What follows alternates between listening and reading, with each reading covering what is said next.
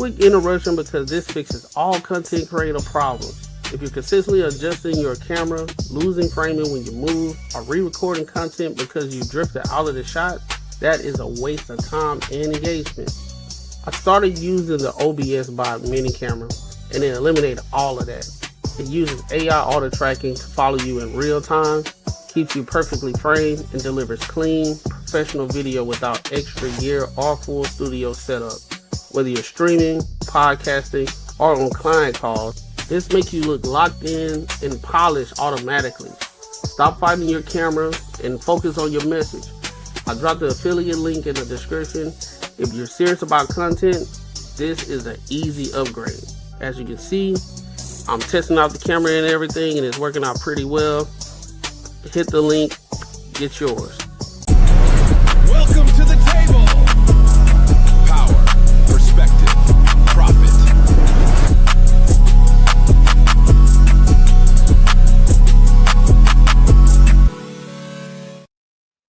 What up, what up, what up? Welcome to another show, one of the dopest shows on YouTube where we talk about everything under the sun. As long as we get back to the money, real conversations, and real solutions. I'm your host, Courtney Edgar. What's the word? What's good with it, fellas? Yo, what's happening? These nuts. Got him. Got him. These nuts. That's it. Got him. Look at it. That boy got a whole new shape up on the beard. He trying to get the little joints going. Boy, if you don't get Hey, this the most hair on my face that I done grown in like 37 years, goddamn. You like, hey man, make it look big. Hey, pause, yo, that's See, you already starting that BS market. it ain't even Friday yet. Boy, started early, boy. That boy, internet interview got him shook, boy. Hey, boy. I don't know what he talking about now. That boy on interview mode, goddamn. I'm trying to make sure I say everything right. Hey, let's get it. Y'all crazy. Gotta keep talking, man. No dead air, dog. And man, listen, bro, make sure y'all like, comment, and subscribe for the algorithm, and make sure y'all hit the bell notification. We got a lot of topics to cover today. I don't got my cup, man, so I can't do a toast. But I got me some box wine. You're the box of wine. Not the box wine. I was gonna pour me a glass today, but I said I wasn't gonna drink during the week. I said I wasn't gonna drink during the week. I said I wouldn't, but I just finished a yard like an hour ago. So one cup might not hurt. I should be fine. Yeah. I'll get one in. I'll drink one in a little bit. It ain't gonna kill you. No, it ain't. You know what I'm saying? But we got to get down to 190, man. We got to get down to 190. So we got to make sure we ain't doing too much to hinder the weight loss and the fat loss and shit like that. Go cut some grass, boy. But who you telling? Ain't no grass out here in Arizona. Oh yeah, go shovel some rocks, goddamn. Go rake some rocks. Go rake the rocks and pick them up and then put them right back in the same place. Goddamn, like hey, it look better, don't it? I swear. Yeah, but heat stroke out here doing that shit. Fine. What up, my dog? What's good with it? But look, let's go ahead and get it. Let's go ahead and get into these topics for today. We're gonna start off with this icebreaker, bro. This is one that Marcus sent this, and I actually saw it. I was like, this is an interesting video. So we're gonna play it, and then we're gonna give our thoughts and our opinions on it. All right. So let's go ahead and get to it. He said, Courtney, I'm at 190 trying to get to 175. See what I'm saying? You at 190 trying to get to 175. You gotta get to 190. I was 185 in January. I'm down to 172. See what I'm saying, bro? Y'all ain't wanna know. I'm at about 330. Get there. Hey, that boy. Hey, Courtney. That boy 350. What? Yeah. Man, hell no. Boy, your boy trying to get down like 250. 250. Hey, that's a good goal though. That's a good goal. I'm with it. You one bowl of a hamburger helper away from boy. You gonna start getting goddamn heart attacks. You need to do something, boy. Yeah, dog. Yeah, your boy about that. Cause I start shoot that arm over that Ozempic or something. Oh no, don't do that, big dog. Give me a jump start. All you gotta do is drink water and get up in the morning and walk. That's all you gotta do. You'll drop the weight. I gotta do something. Stop eating all this bad shit. Cause hey, I gotta do everything around not drinking. I'm still gonna drink though, so well, that's the problem, dog. Hey, I'm gonna cut out. Listen, drinking ain't the problem. It's the activity, bro. The more active you get, a lot more active. I promise you, bro. That alcohol shit ain't gonna do nothing. Now, if you just excessively drinking just to be drinking, then on top of that, you eating hella shit on top of that, then that's when it becomes a problem. And then say, I'm gonna take a nap after that. Then you know, my problem is like, man, I'm tired of shit. I'm about to eat fucking 30 wings. God damn, bro. You said 30 wings? I was over exaggerating. It's like 12, but I mean, but I thought you were about to say I can't buy 30 wings, man. I wish I could. That's 15 chickens. Yeah. No, not 30. Not 30. I ain't that bad, man. He's saying that right now, dog. He was like, hey, bro. Hey, go ahead and slide that 30 piece for me, boy. Hey, good day, bro. I'm telling you, man, I might be able to. Them little baby wings? Yeah. Oh, them ATL wings? Yeah. I saw a video. Some chick was like, I don't like those big old wings. I like the little wings. That's how they supposed to. I'm like, give me the Popeyes, man. Popeye the Sailor Man's. That's what I want. I don't want to sit here. Fucking turkey legs. That's what I want. Turkey, God, see? That's why where you at. That's why you at. Because we was just talking about wings. You went to a whole turkey leg. No, I'm talking about the big ones, the big chicken legs. Called turkey legs. Yeah. Hey, we got it, man. Hey, I bet Marcus eat leg quarters, bro. I don't know, bro, but shit. Whole leg quarter, like not even separated. He was like, bro, I want the leg quarter. That's a 2-piece. That's a 2-piece. Hey, that's what a 2-piece is. There you go. Hey, it'll get broken up. I feel that, big dog. Yeah. I ain't gonna lie, I do the leg quarters at Hattie B's, bro. The hot, the Nashville hot chicken. Oh, leg quarters are the best when you smoke them. Yeah, straight up like that, Sean. That's it. That's where it's at. I dig it. Let's go ahead and get into this topic. I'm recording like, hey, bro, let's get into the topic, bro. I'm gonna do it, man. Niggas talking about chicken wings, shit, making niggas hungry. So, man, we're gonna get into it. So let's go ahead and rock out, bro. All the reasons I could never go on Love Island. 1, 2, 3, 4, and 5, because I would never cry over no man on national television. I would just move on to his best friend. You get what I'm saying? They don't want me, right? They don't want us big body baddies that have had to persevere through life since the beginning of time, okay? We've been used to being played, hidden, fetishized. Our confidence, our aura is on another level. And that is why you will never see this and a thong bikini on ITV or Peacock. Who is this Eminem looking like?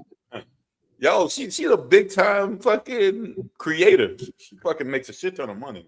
Oh, these big bags. These girls be all on her shit. I ain't gonna lie, bro.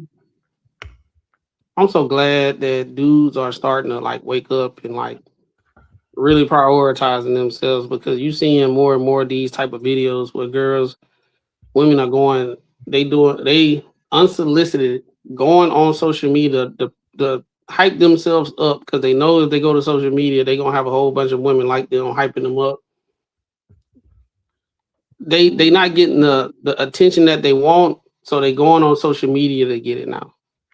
And they doing this in order to get the same dopamine hit from dudes that they probably don't even want, but it makes them feel like they're still, the thing. You know what I'm saying? Yeah, man, I'm glad this is going on, because now it's like, whether they know it or not, it's like case study after case study after case study. And then our guys are looking at this stuff and like, yeah, I don't want a chick like that. You know what I'm saying? I don't. If a chick got to go online and talk about how happy they are being by themselves, or they, why don't you just be happy being by yourself? Why you got to display it and tell everybody? I know women that do not fuck with dudes and they are happy by themselves and they just on some real cool chill shit, bro. They ain't online trying to they ain't online trying to prove to people that they happy. They just living their life and being happy.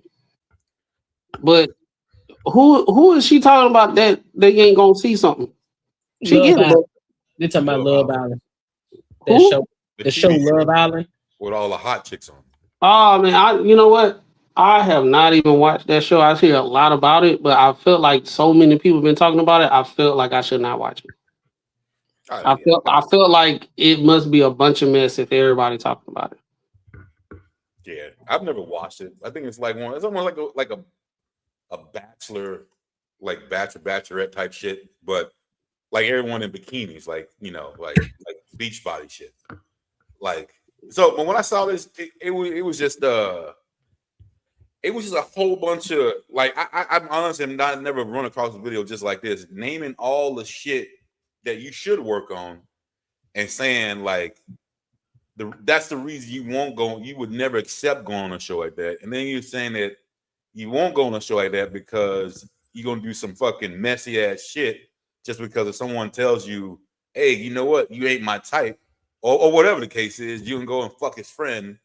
And then it was just a whole bunch of shit that I heard that was just like I don't even know how to even fucking explain it. It's just someone saying just like with the conversation we just had. I just fucking said how much I weighed, and obviously I know I need to fucking do some work. You know what I'm saying? That'd be crazy. Like what she's pretty much saying is, yo, like to get to a body like that I'm pretty sure. And this is the thing, though. This is the thing, bro. If I guarantee you, if there was some sort of way to grant a promise or grant like a wish, and one free wish she had is to have a slender body, a healthy body, it'd be no way in hell she would not choose to take it. Like it just would not fucking happen. So it's kind of crazy for me to hear when people say this shit, how happy they are being like not healthy, and like how everyone should look at them just because they choose not to be healthy, and they're gonna down someone who is healthy, like it's a bad thing. So, bro, I don't know. So, I mean, I understand why this girl's so popular and makes so much money off these other people who are the same way. So yeah, I think it's fake, bro. I'm gonna be honest with you. I think it's a reverse psychology way for her to get chosen to go on Love Island. It sounds good. It sounds real good. It sounds empowering for her to get online with her liberal makeup and liberal archetype with the low cut blonde hair, like Max said earlier, looking like Slim Shady, with the multiple earrings in one ear and then a couple in the other ear with the piercing in the lips. I think that's what it is. And then she's trying to disclaim or disqualify herself by saying that she's a big body woman and all these different things, and that she still looks good because she had to preface it by saying a big baddie. And first of all, no, you're not a baddie. Now, is she ugly? Now, I wouldn't say that she's ugly, but listen, shorty, you got a lot of work to do. That's all I'm gonna say. It's fake because I guarantee if Love Island called you today, you'll be the first one up on there, and they're gonna pay you a grip. I guarantee she'll be like, yeah, oh, absolutely, I'll be up on there. It's cap. So I think she's she definitely doing this shit for clicks. She's doing it for the dopamine. She's doing it to get that vibe of, yeah, girl, that's what I'm talking about. I'm the same way. It's a bunch. All that shit's fake, bro. Honestly, I don't think she would. I think she's for real. I think she's dead for real. So I ain't gonna lie. She's come across my shit before, but like it's I think if they did ask her to go, I don't think she would go because then she got this deal with reality of a whole bunch of people who might be like, nah, I'm not gonna do that. I'm not. She'll go. I think she would because she would, bro. Honestly, I don't think she would. The reason I think she would because she's gonna use everything that she just said. She's gonna use that to play victim. She gonna use that. She might, but I don't. And that might be the case, but I don't think.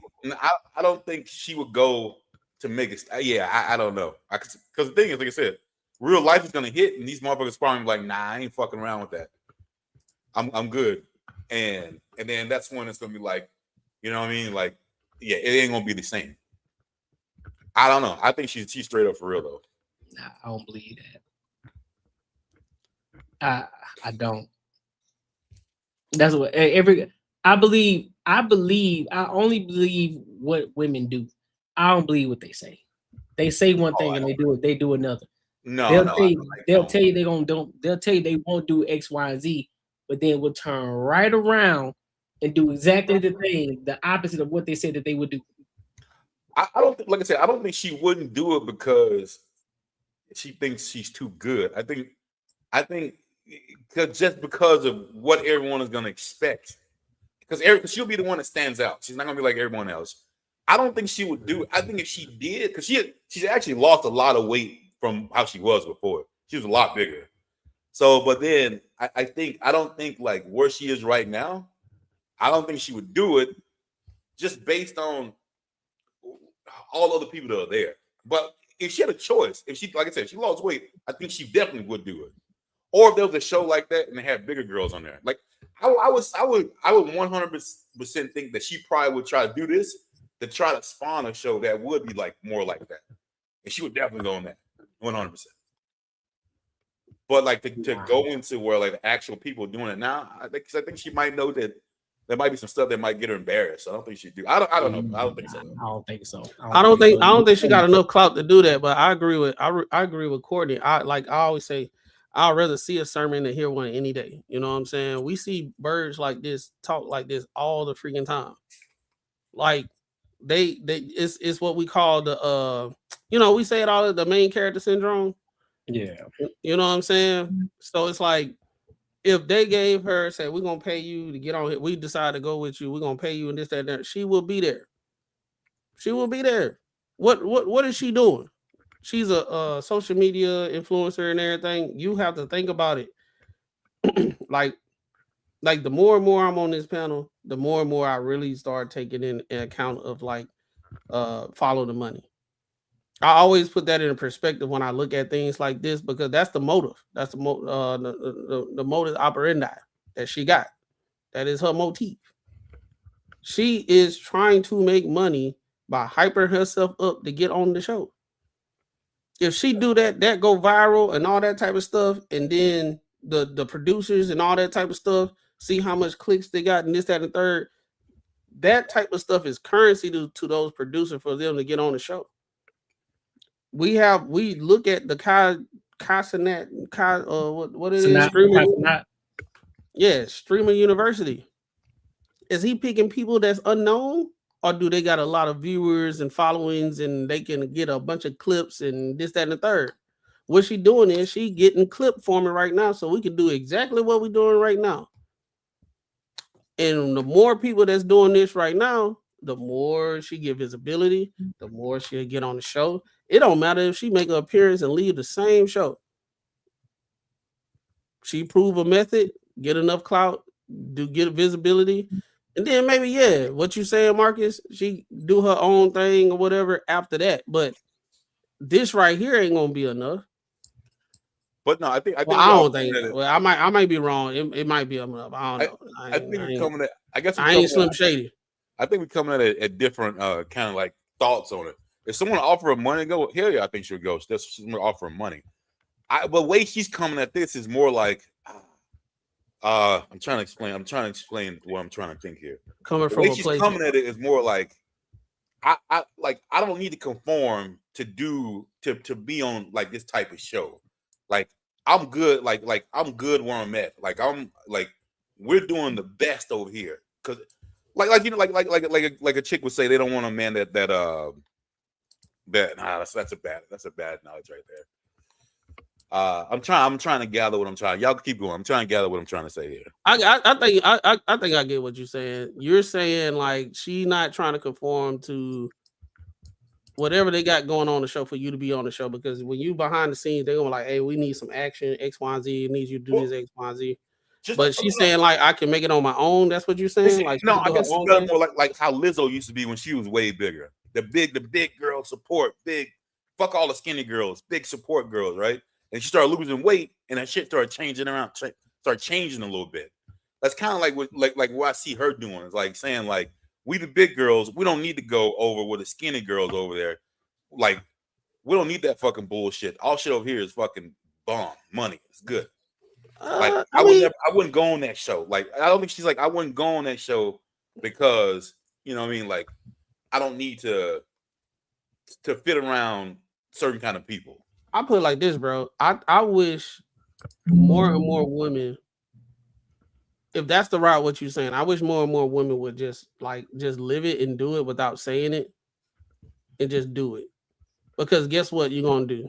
You're gonna get a big old following of people that think the same way, look the same way, and they thinking that's somebody my hero I look up to. She full figure and everything. She do out here doing it.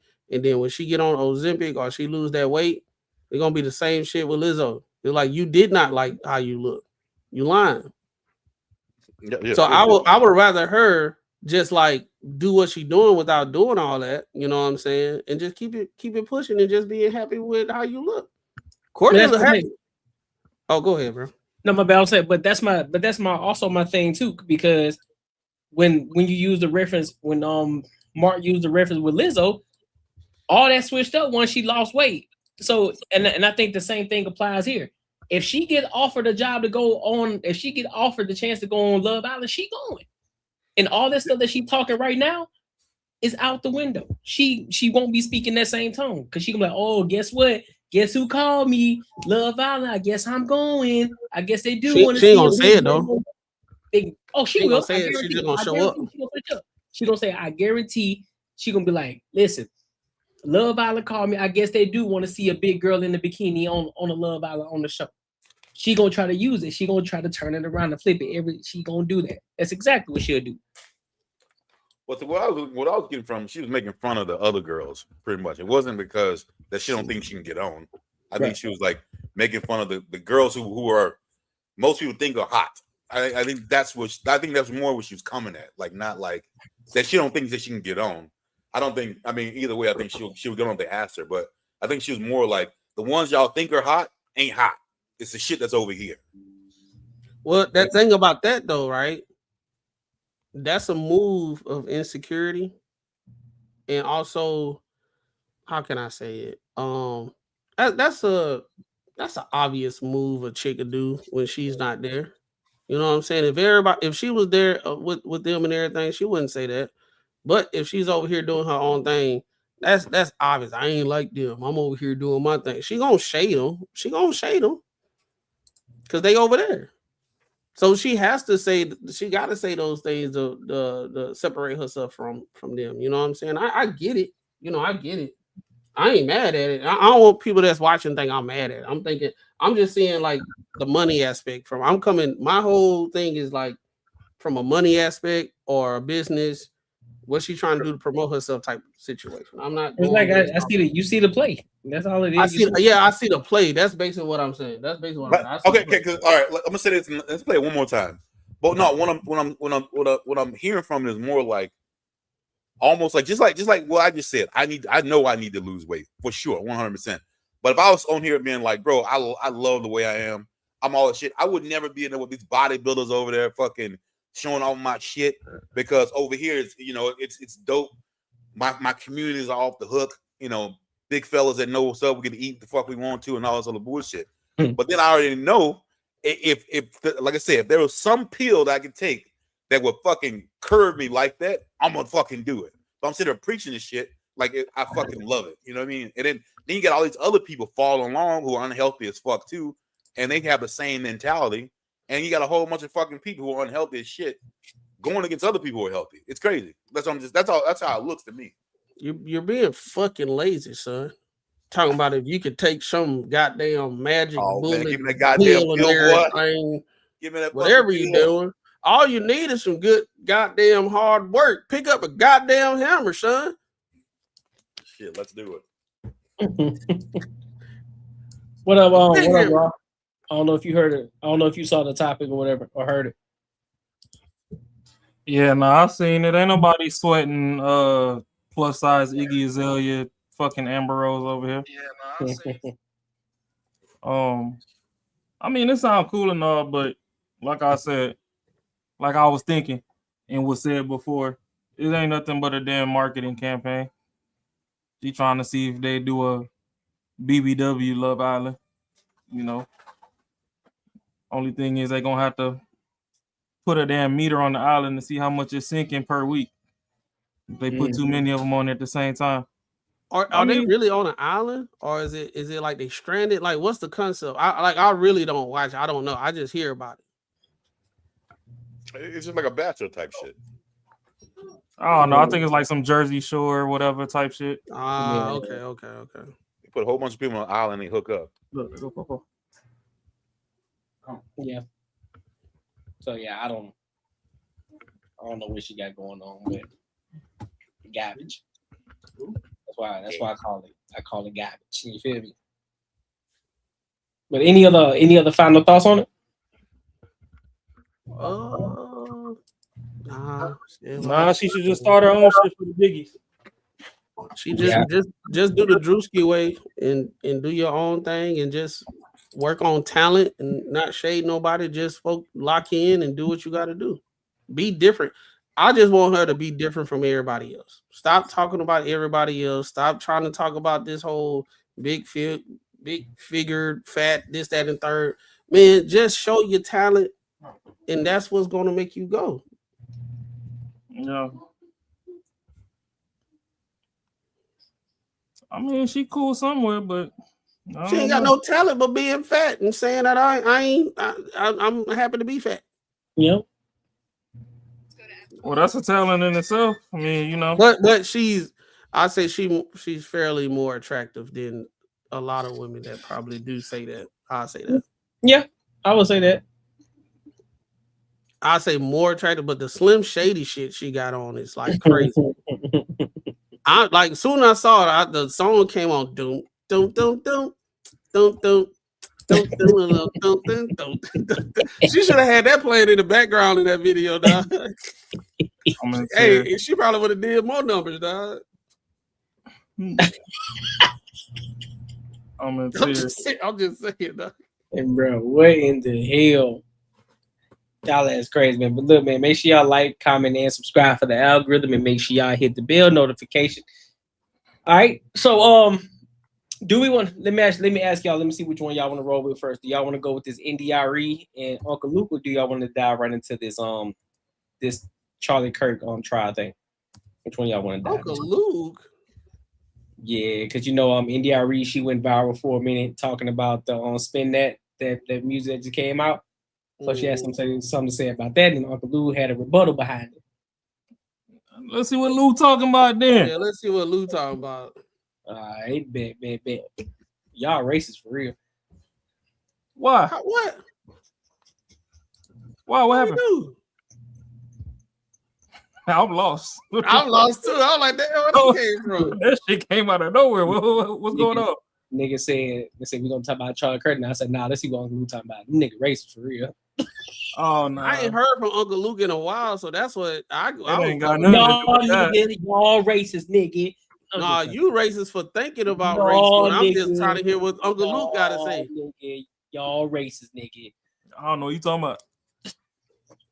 But listen, man, let's get into the Arie Uncle Luke. Well, Courtney on the left now. I'm on the left. You said I'm on the left. All right, let's get into it, bro. Know what it is or you don't. If you don't, you can go find it. It's very easy. But I don't think we should boycott. What I want is to see people understand the power of words and music and to make choices that are healthy for them. That's what I want. Do I think it matters what I want for people? No. I have finally learned that it doesn't matter and that there's no amount of sacrificing my life force energy that is going to make anybody want anything better for themselves. All I can do is emanate what I emanate, stand for what I stand for, and hope that it reaches who it's meant to reach. And that's it. And that's all I'm going to do. And so my comment makes it very clear that I don't think we should boycott.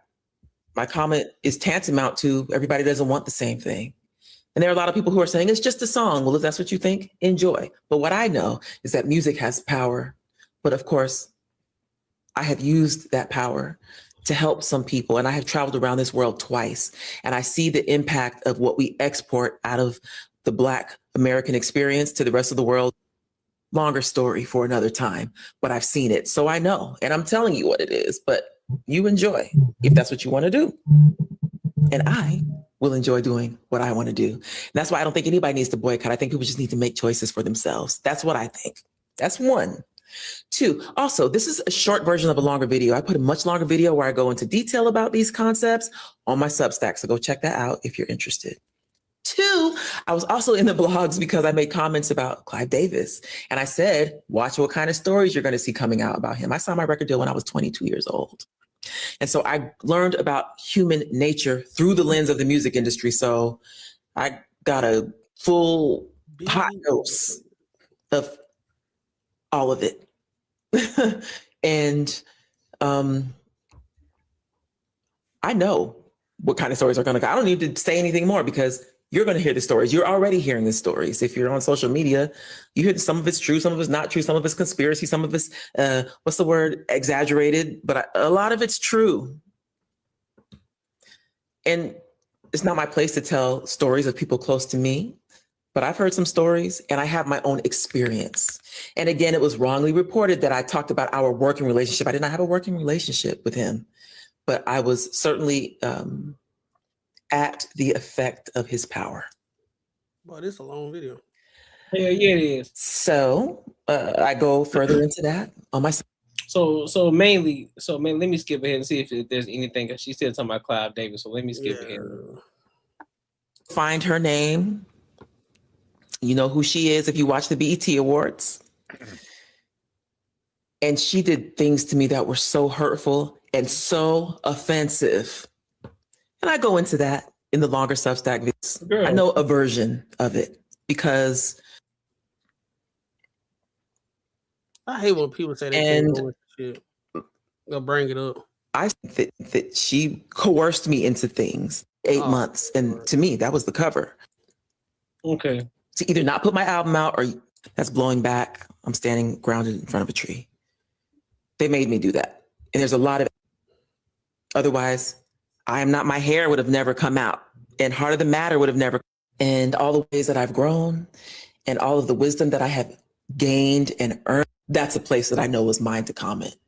And that's why I made the comments about the song of the summer. And that's why I made the comments about Clive Davis. And that's why I'm making these comments now, because I signed my record deal at 22 years old. And I'm going to end this on, I am not my, about more of the coercion, which then making me do the song with Akon, which I did not want. Okay, so let's go to Uncle Lou. Let's see what Uncle Lou talking about, man. Just running around shaking it. I need a check from Ice Spice. I need a check from Sexy Red. All the fucking girls, Megan Thee Stallion. Anybody that's running around shaking their ass. Male rap is on some shit right now. I'm sorry. The females are winning. They're doing everything that I did. I'm still waiting for these girls to send me a fucking check. I need a check from Ice Spice, who turned her around and dropping it like it's hot and doo-doo browning. I need a check from her. I need a check from Sexy Red. That Red, my friend. My man Stan. Shouts out to Stan. Stan the man. I don't need a check from him. That's my dog. That's his record company. All the girls, Megan Thee Stallion, anybody that's running around shaking their ass, talking about pussy and dick on the record, y'all need to send me a check. Send me a check. Just stop by with the check and say, thank you, Uncle Luke, for allowing us fighting, going to the Supreme Court, allowing us to be able to say what we're saying on the records. And we're whooping these men right now because we're doing our thing. All right, what's your thoughts on this? I think they don't correlate, but to address both of them, Arie, they don't correlate. Yeah, I think with her situation, I get what she's saying, but I do think a lot of people look at it at a very surface level. I do believe I get where she's coming from, but at the same time, I get the sentiments of people talking about other music that's out that, you know, men have put out about drugs, shooting people, this, all that stuff. But I think the issue is back in the day with that type of music, it was kind of unreachable for most of us. It was just something that was on the radio that glamorized something that we probably won't never experience.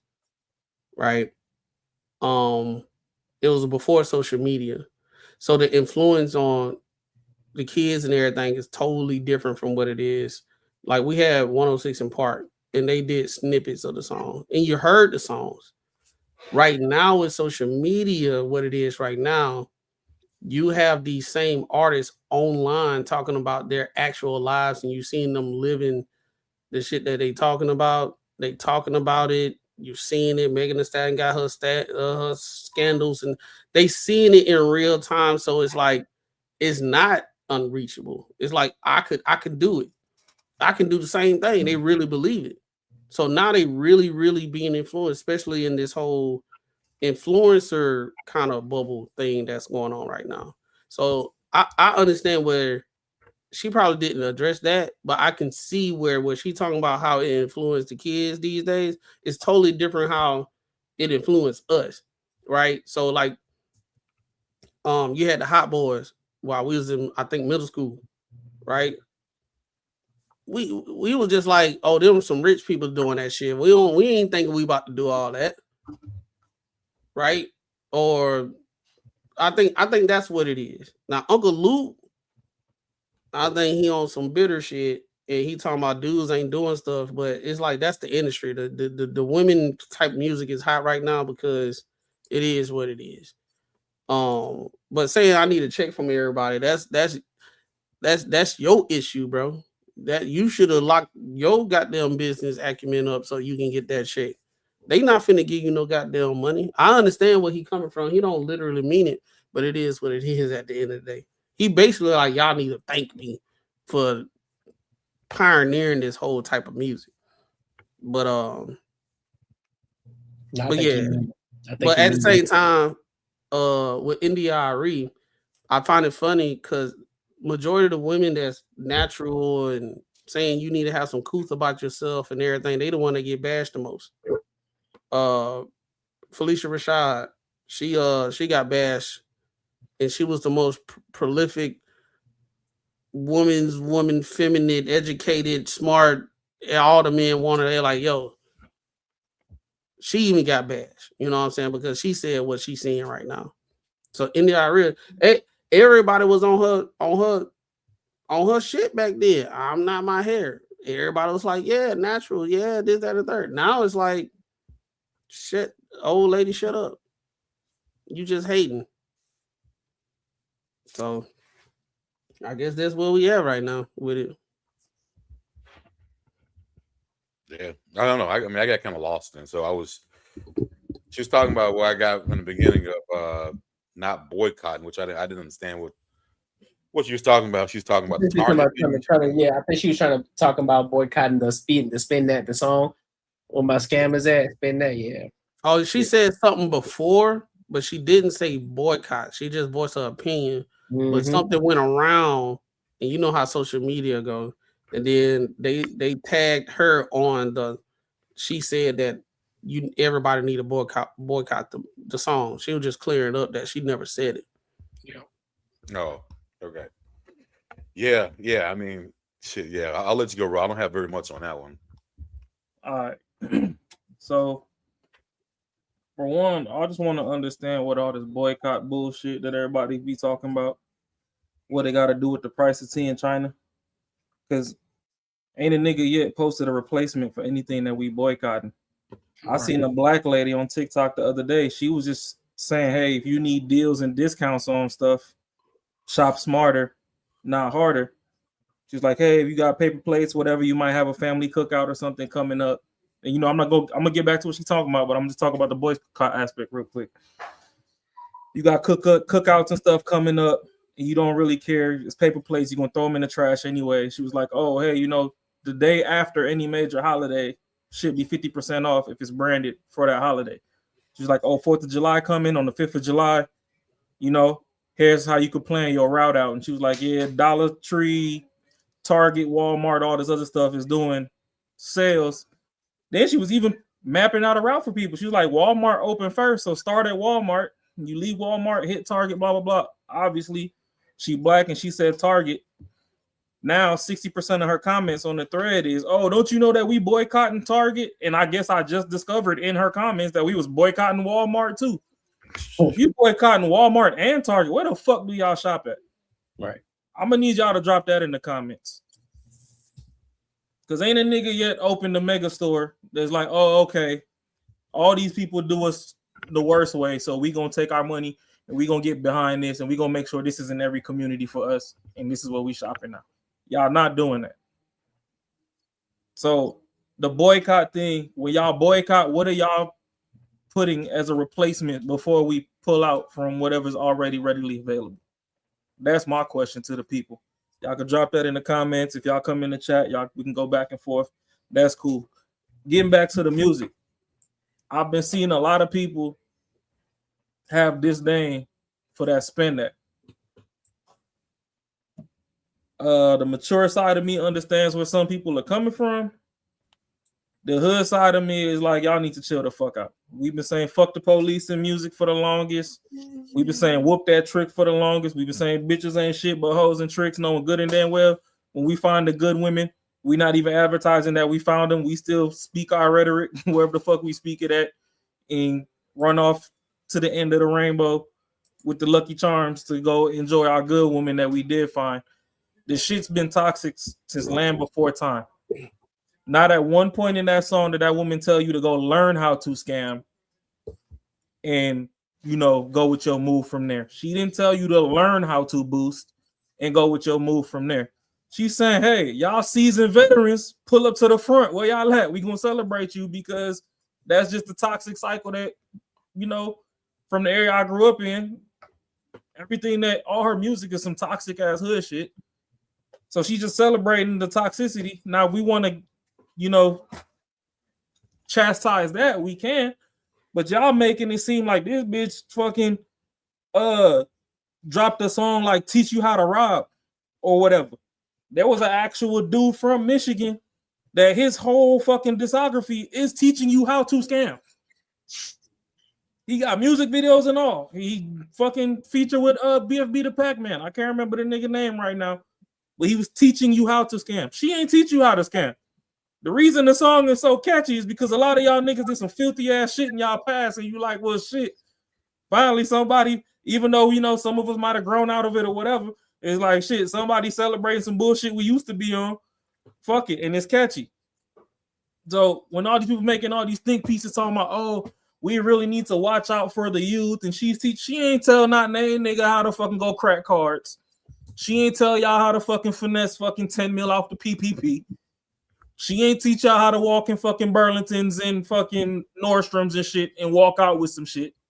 She ain't tell you none of that. She's saying, if you already do it, where y'all at?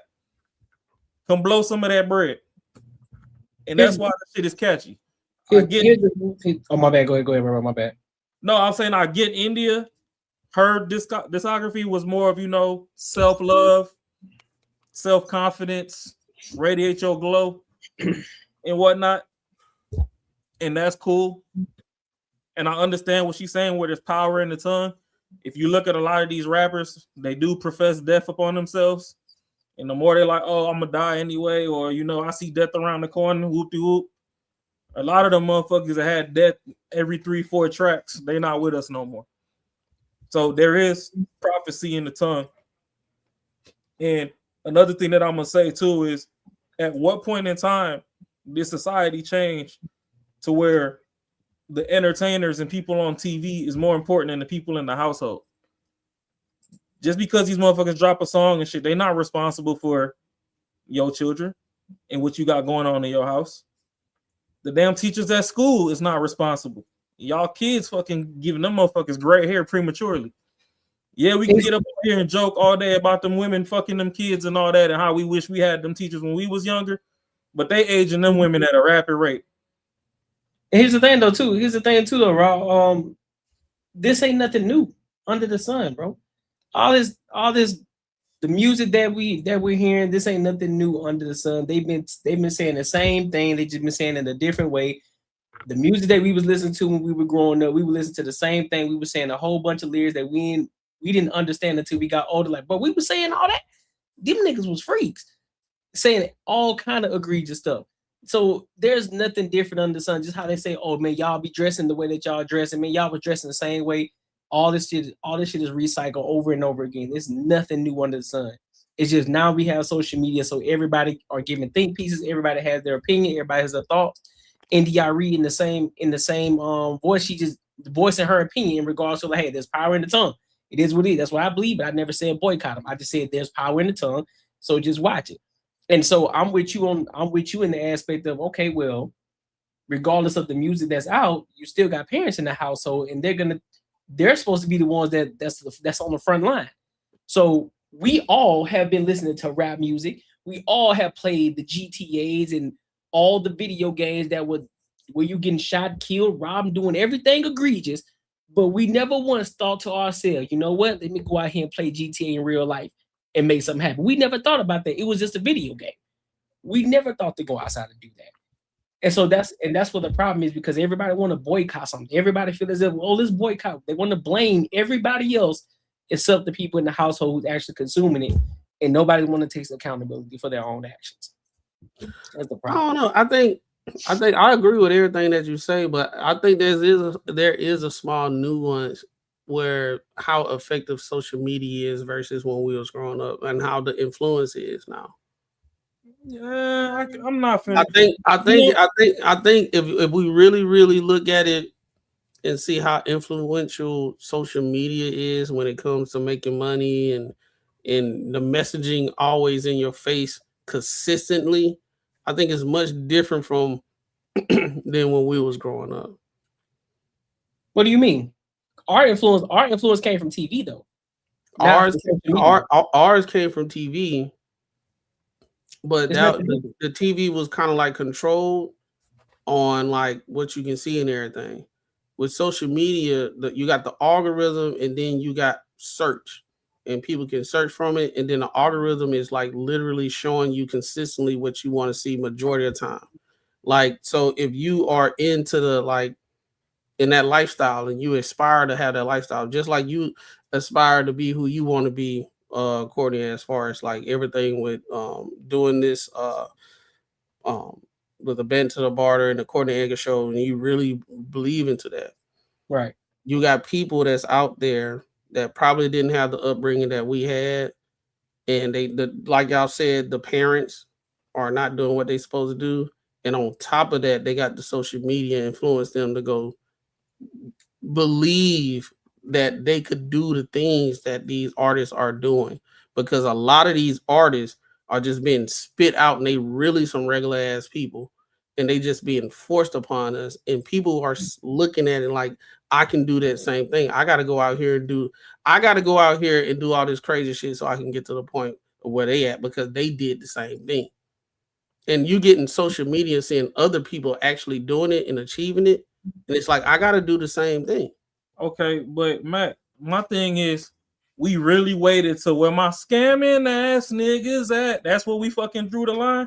I don't think we had. I don't want no scrubs. We had bitches since, like Courtney said back in the day, it was trying to sell pussy. Pharrell told a bitch, cheat on your man. That's how you get ahead. Like, it's all sorts of bullshit, and now we draw the line at where the niggas that already do this shit pop out and just blow some of the bread.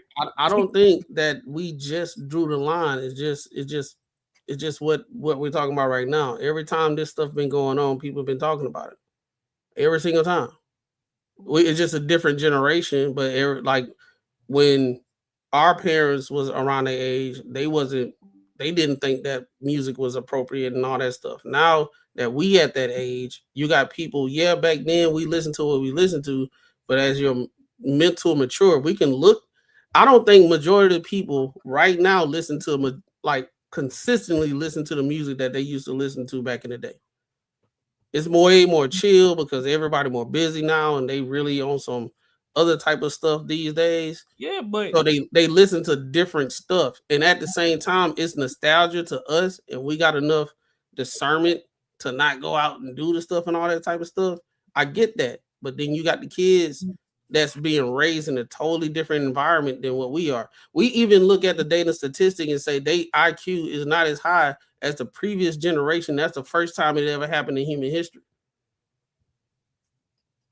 So if we can say that if they IQ is not as better than this is the first time this didn't happen, right? That's a whole nother conversation that we got to look at how social media and influence actually affects them versus how it affected us. It's the parents, bro. I said in the beginning, I totally agree. I totally agree. But that's what I'm saying. So what I'm saying is, I'm not take it to social media. If we got to address the parents first. No, I'm not. I said I totally agree, but I'm not looking at from a perspective of is this and like black and white. If it's this, then we don't look at that. I'm saying it's a multitude of things that's working all together. And I'm just saying, addressing this thing. Hey, even though the parents ain't doing what they supposed to do, at the same time with the social media influence, yes, that's but there can't be a same. But that's what I'm saying. It can't be at the same time. If the parents are doing what they're doing, there won't be at the same time, because then that won't be an effect. It can't be the same. That's why you can't say at the same time, because if the parents do what they're supposed to be doing, and if parents remove their kids from letting their iPads raise them, guess what? We won't be having that conversation about what social media and their influence that social media has on people. I totally agree with the whole parent situation, but at the same time, we cannot just discount like all that influence is not a thing that's going on. But how? Yeah, but for what? Oh, my bad, Rob. Go ahead. My bad. Well, no, I was gonna ask like, how was it so influential for one, and for two, is like, at what point in time do the kids have accountability for themselves as well? Because I mean, my mama fucking beat me from the west wing to the east wing of the crib when I was growing up, so I never had a will to do bad shit. And don't get me wrong, she was a single mom of her only child, working 2-3 jobs. So half the time she was not at home. So I could go outside and do the most egregious fucking shit, and she would never know until maybe the cops fucking lock me up or something one day. But my whole thing is, I'm not coming from a place to blame majority on this over here and that over there. I hope y'all don't think that's what I'm doing. What I'm doing is saying what is currently going on. Whether the parents not doing what they supposed to do, okay, they not doing what they supposed to do, and because they're not doing what they supposed to do, they get influenced by the music and all that type of stuff as well. I'm just saying what is and what we can see. But I know you kick it, but that's why I always say real conversations, real solutions. So the solution. So like, the solution is people like us, Arie, people that can go against it and say, hey y'all, this is kind of crazy. And then if the parents like, you know what, I need to focus more on the kids. You a funny bone nigga? Huh? Nah, this nigga Courtney took himself out the game. I had caught a cramp in the air, bro. My bad. Oh, I thought you took funny bone. My fault. My fault, man. Go my whole thing is a conversation need to be had, and it's kind of hard to have a conversation if we just keep going back to, well, we used to do this shit back in the day. What's the issue? But then like the certain nuances that I point out, right, about like how different it is today. I mean, every generation we always say is always different, but this time is really freaking different because this is the first time that this generation IQ level is supposed to be better if every generation, and it's not. Well, we peaked in the 90s. I mean, no, we didn't peak in the 90s. Well, hold on. Yeah, we did. We did. My bad. I'm thinking about that. I'll leave that on a separate bullet point. But what I'm saying is like, damn man, you made me forget where I was going. But what I'm saying is like overall, the conversation need to be had, and sometimes difficult conversation need to be had. So somebody like an Arie or whoever, a pastor or something like that, can bring some light, shed some light into it, and be like, yo, that music is affecting the young kids, and they gonna be parents one day, and that's exactly what's going on between the generation of us and in the generation that's listening to that music, there's a middle generation in between that was raised with that whole mindset of live and let live, right?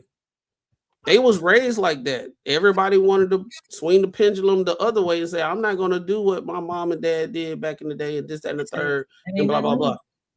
And then that's what's going on, plus the influence with social media and all that stuff. Because when we were social media, people used to just fight over because your top friend. Like, bro, that's what I'm saying. It ain't nothing. That's what I'm saying. Ain't nothing new under the sun. Every generation always said when we were growing up, the older generation was saying it ain't the same we used to do this back in the day. We doing the same exact thing that they used to do.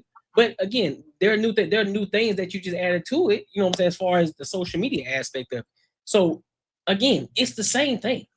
Everything is the same thing at the end of the day. I think it can be the same thing, but like let's say it could be the same thing, right?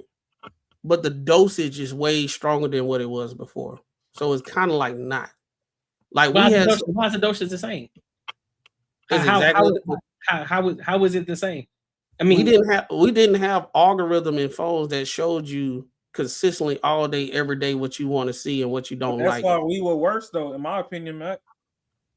I mean, we was worse. I mean, there's different variables of what's going on. We was worse in a certain aspect as far as information that you can get to and everything. But on this specific situation where you looking at the most negative shit all the time, it didn't change foreign people mindset. You literally got women thinking men are like these diabolical people with no souls walking around. That's very freaking dangerous and everything. Was that going on back in the day? Yes.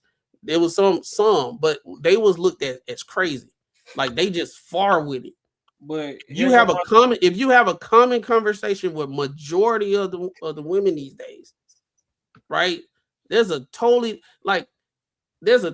different type of conversation that was going on that you was hearing back in the day when people was having conversations versus now. I literally, if you go to any kickback, totally all the time, they always talk about men versus women shit. Back in the day, it was like light, but everybody was drinking, having a good time, and everything was good. Now you go to a kickback, they talking about this podcast, they talking about this woman said stuff, Dr. Cheyenne Brown said this, X, Y, and Z, blah, blah, blah. And then it gets to this whole thing where I think it's way more potent these days than what it is. I don't think it's happening like that, bro. On the cassette, when you out, yeah, we hear all the time on social media, but out in public, but hold on, but you coming from a subjective point of where you hearing this from though, because I can go across the same thing and say when I go out, I don't hear these conversations anywhere. People just out having a good time. They're drinking. They're having a good time. So what I'm saying is, it's a higher influx of it going on. Maybe you ain't seeing it all the time in there. That's fine. I don't see it all the time. I don't think it is. That's what I'm saying. Right. I don't think it is, bro. All right. Hey, I think when we was kids, okay, I don't know about y'all. I'm gonna just give you from my point of view. When I was a child, we was doing some egregious ass shit. We had stickdeath.com. We had 345 jihad websites to where when we was watching Bin Laden and them behead people on TV, you got it raw and uncut. I'm sorry, a lot of these algorithms are censored. Does it have a lot of booty shaking music and all that to it? Yeah. But when I'm talking about raw and unfiltered life, when we was growing up in the early stages of the internet, it was little to none I couldn't fucking get on the internet. Like when everybody was over here buying booty hole on fucking Backpage, I knew motherfuckers buying Afghan Kush seeds and fucking RPGs and Russian AKs. So that's what I knew about Bitcoin. I didn't know Bitcoin was gonna turn into some hustle culture fucking stock market type shit. Bitcoin used to be to buy shit off the dark web that you ain't want to get traced. I don't know, bro. I think, bro, y'all kind of underestimating like the current societal thing right now. Like back in the day, you can want all you want, but you was stuck at the house. Y'all doing some egregious stuff in this, that, and third, right? Right now, these kids got Ubers and shit, and they can go meet some dude that they are woman, this, that, and third, like across town, straight up. If they We was if they doing it on if they bicycles. if they on their iPad and all that type of stuff, they on their iPad or they talking to somebody or they DM somebody on Instagram, or whatever, Not and even they can Burger get an King Uber and uniform. all that stuff, and you be like, "Where the kid at?" Again, that's on the parents. They supposed to be doing what they doing, but I'm just saying what is. Now, I'm not saying who fault. I'm just saying what is going on currently versus what was going on back in the day. Like Courtney, if he want to sneak out the house, he probably was going to go somewhere where a chick was like in the same neighborhood. It depends on if the street lights was on or not. It don't matter. You sneaking out, right? You sneaking out. Here go If the he thing, want, though, I'm saying like I'm talking about. Okay, after the street lights ain't even a thing right now, bro. They not looking at no street light these days. They can get an motherfuckers ain't leaving Uber, the house. huh? They ain't leaving the house. How? They stuck on. They ain't going outside. They They stuck going on outside. Fortnite and shit.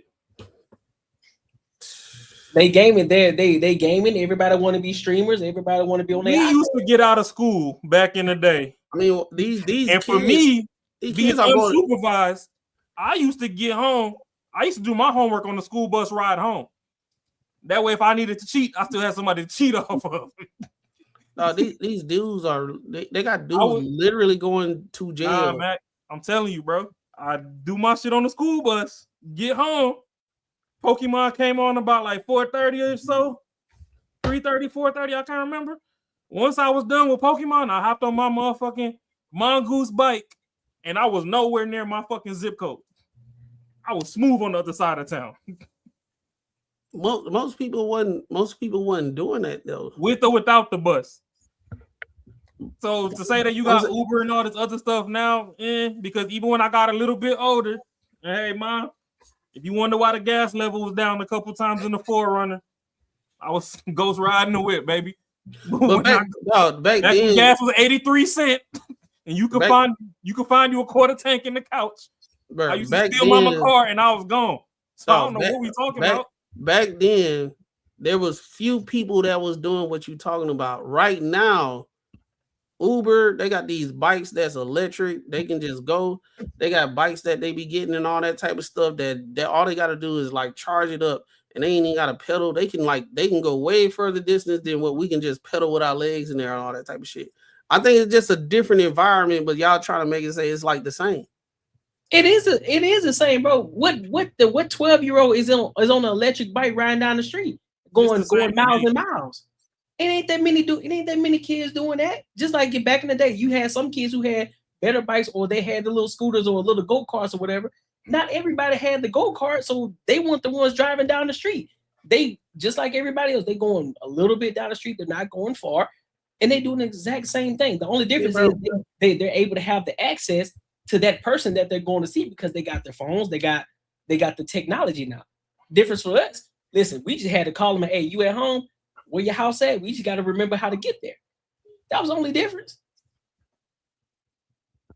Ain't nothing really changed when it comes to that. It's the same, dog. It's the same. Because listen, when social media today, it was our TV and video games back in the day. Our parents were like, hey, listen, there were some who always kept their kids in the house. That all they did was watch TV and play video games. And guess what? They were the weird motherfuckers. They were the awkward ones. And then the ones of us that were able to go outside, we were able to go out there and touch some actual grass. We knew what it was. We was out there playing hide and go get it. All different things. So we was doing shit outside. So I mean, it's the same thing. And then our parents would tell us, hey, you can't watch certain things on TV. Listen, it's time to turn that TV off. Why you sitting in front of the TV all day? Take your ass outside. Or why you been on that video game all day? Get off that video game. It's pretty much the same thing, but parents aren't doing that when it comes to social media. They're not telling their kids to get off social media. They're not telling their kids to get off the iPad. They're just letting the iPad and the cell phone raise their kids. And so they're allowing them to go and do all these different things out in the streets. Why? Because their parents say, well, my parents used to keep me in the house. They didn't want to let me go nowhere. So I'm gonna allow my kid to be free and go outside and do what they want to do. Because they are a person too. They are a human. So if they feel a certain way, I'm gonna allow them to do that. And I'm gonna let them express themselves. Fuck out of here. No. Get your ass in the house. Get off that fucking iPad. Get off that fucking phone. That's the problem, the parents. Whoever's in charge, that's the problem. The shit. I mean, yeah, the shit. Yeah, I mean, it's obviously different because the technology's changed and it's gotten a lot. I mean, like everything is better. I mean, shit was better in the 80s than Honestly, it bro, was in the 70s. the But like shit only changes. It's just, but the parents now fucking want to be like, they want no hands on. They want fucking, they want the school and they want technology to raise their kids, and that's it. They don't want to do I shit. think the only thing that changed nowadays is you just get the information 15 times faster than we did back in the day. When I was in school, I got my phone in 2 beepers seized by my teacher. I got Game Boy Advances and all that seized by my teacher. We didn't had the technology. Motherfuckers was downloaded fucking booty tapes on PSPs. Like we was doing the most egregious shit. Yeah, but I've never seen one parent at our school that if a teacher took something that they would go against, say, you don't take my kid's shit. That's a different thing. Hey, that boy Mac no ball. That's the problem is the parents. Like shit, back in our day, we took anything to school we weren't supposed to, and a teacher took it, we knew our ass is fucking cooked. Now it ain't like that no more. It's like, yeah, why'd you touch my kid? Why you do all this other bullshit? That shit don't age you faster, skill world, homie. It's all been the same constant. It don't age you faster. It's just if you ain't getting no ass whoopings, you feel more bold than the people that get the ass whoopings. That's it. But to be blaming, all I'm saying is when Shorty asks where the scammers that's already scamming and where the boosters that's already boosting is at, and we know half of the boosters is locked up, so the only thing really on the streets is the scammers, and she made an anthem for them. That shouldn't be where we draw the line in the sand. I ain't know booty was an appetizer till that damn Shorty talking about you got to eat booty like groceries. Like, who the hell was putting their tongue back there? I know you supposed to put a thumb back there. I know your damn face was supposed to go in it. So I said I'll meet y'all in the middle, bro. I like I said before, I agree with y'all. It's the parents and all that type of stuff. I do think that the environment is totally different, and I think y'all believe that too. But I don't think y'all think on a level of how I think. But at the same time, it is like I said, it is the parents' fault. But those parents that are letting those kids out have been influenced as well. And I'm not. Hey, I look at it like this. I looked at the song that was for a certain demographic of people to listen to that's in their life and all that stuff, and I got a level of discernment. My whole thing is I think some people don't think the younger generation that we have that level of discernment like we had back in the day. I mean, I guess I can see where you're coming from. So that's why I was saying in the beginning, like when we was kids, we had that discernment because we went on. It was no social media for us to feel like we can grasp that reality. We didn't feel like that reality was that close for our grasp, like how they are looking at it. Like today, we looked at it. I mean, if you was in the shit, yeah, that was your reality. But I'm saying, I was gonna say because the areas I was in, I don't know. I'm saying in the general aspect, everybody feel like they right there, and the generation have went from the rappers were the ones. Now you got the streamers. They the one. People ain't even looking at rappers like that no more. Rappers ain't even cool no more. It's like the streamers.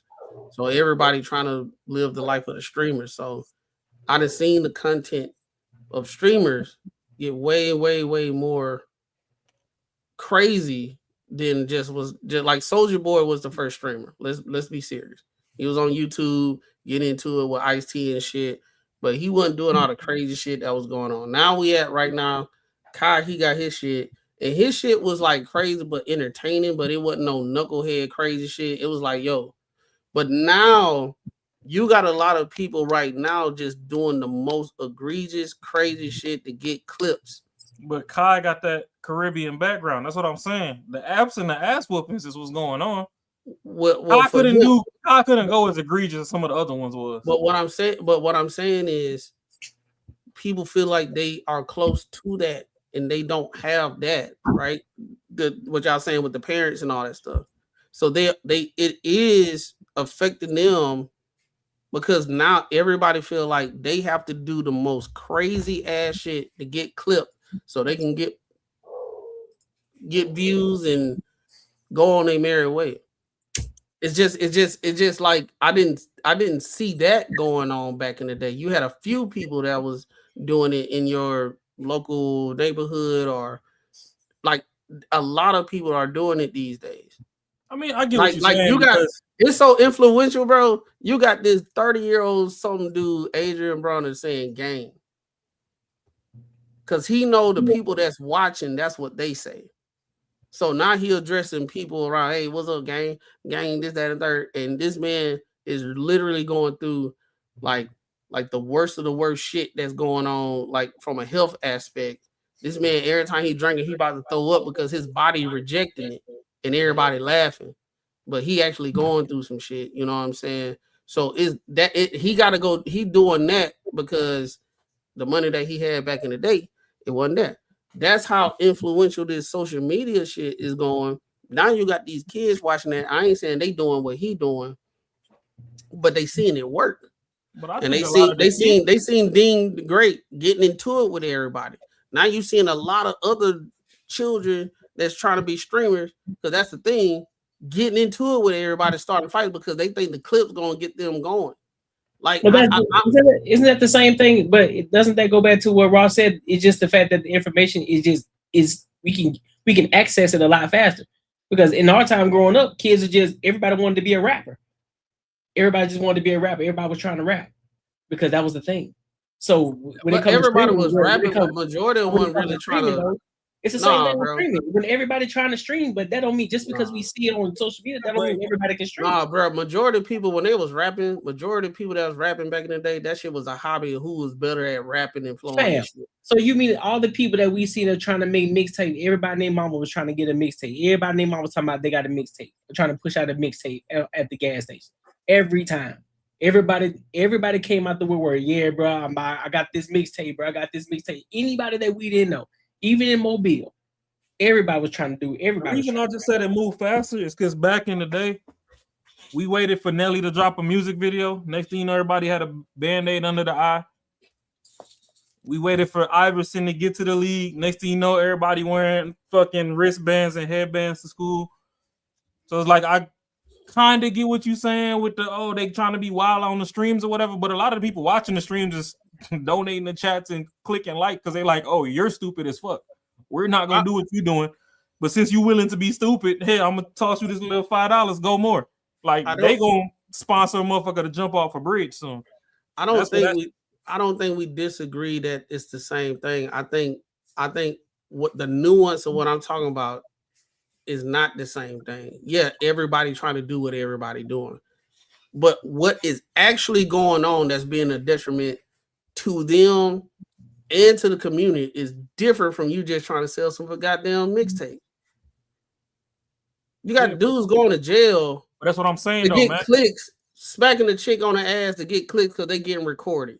You got dudes going to the hood to get clips because they fucking with dudes in the hood and they thinking shit of the game because they saw somebody else do it and ain't nothing happened to them and shit happened. You really got people. You had a dude die. You had a couple dudes dying because they was going in the hood and they got fucked up. You know what I'm saying? I get it's the same thing as far as like everybody trying to do something with the new thing, but with what's going on right now, trying to get clips and all that type of stuff and putting yourself in danger, that's totally different from trying to be a rapper. Bro, you still missing the mark. You said because we all agree on that point. However, the reason that it seems that it's more prevalent is because of the social media aspect, because the information is right at our fingertips. We can see it like this. Versus back then, we didn't have that access like that. So we couldn't see everything that everybody was doing in real time or on social media. The same thing was going on. The same exact thing was going on. Just it may have been something different. It wasn't streaming or it wasn't social media. Okay. There were different influences that had people doing certain things that we just didn't have that access to like that. That we couldn't because all we had was TV. That's all we had. So to say so it would be disingenuous to say that it wasn't happening, that the influence wasn't heavy back. I wasn't saying it wasn't happening. I always preface in the beginning it's just a different level. I've been said that. That's what I'm saying, and that's the part that we're disagreeing on. I wouldn't say it's a different level. It's just the fact that you just said we wasn't saying it.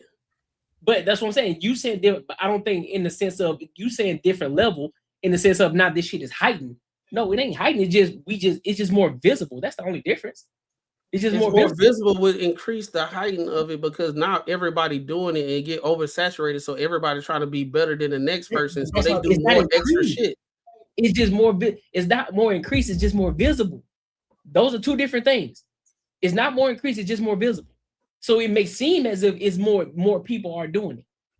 I'll give you an example that I hope it can kind of prove the point. I went to the podcast summit in Atlanta. You remember when I pulled up down there with you? Yeah. People say that podcasting is saturated. In reality, it's not.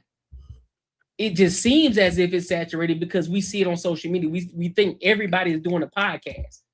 Not many people are actually doing a podcast. It just seemed that way because that's what our algorithm shows us. Not many people are doing it. So the heightened level of it is not necessarily heightened. It's just more visible to make it seem as if a lot of this shit is actually going on when it's really not. That's what I'm saying. So it ain't the same. So it's not the fact that now we got the social media, now more people are doing it because everybody trying to get the click. Yeah, we know that. But the fact that it's heightened or another level, it's not. It just seemed like it is. Just think about it. Remember when, let's take something that was innocent, for instance. Remember when the planking challenge was going on? Mm. If everybody did their best plank and you planked on the roof, we had to wait for fucking Courtney to get back from overseas to show that he was planking on a third of the fucking tank. That don't mean that motherfuckers wasn't doing this shit. We in the States, he way over fucking in Afghanistan somewhere. He doing the same plank we doing.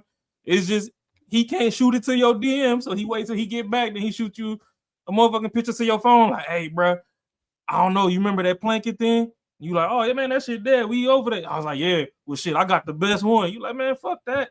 I was planking on the roof of the crib. He's like, yeah, but you ain't never been on the turret of a fucking Abrams tank though. You know what I mean? So it's just like nowadays, you can damn near just hit live and show them your whole setup and go do it.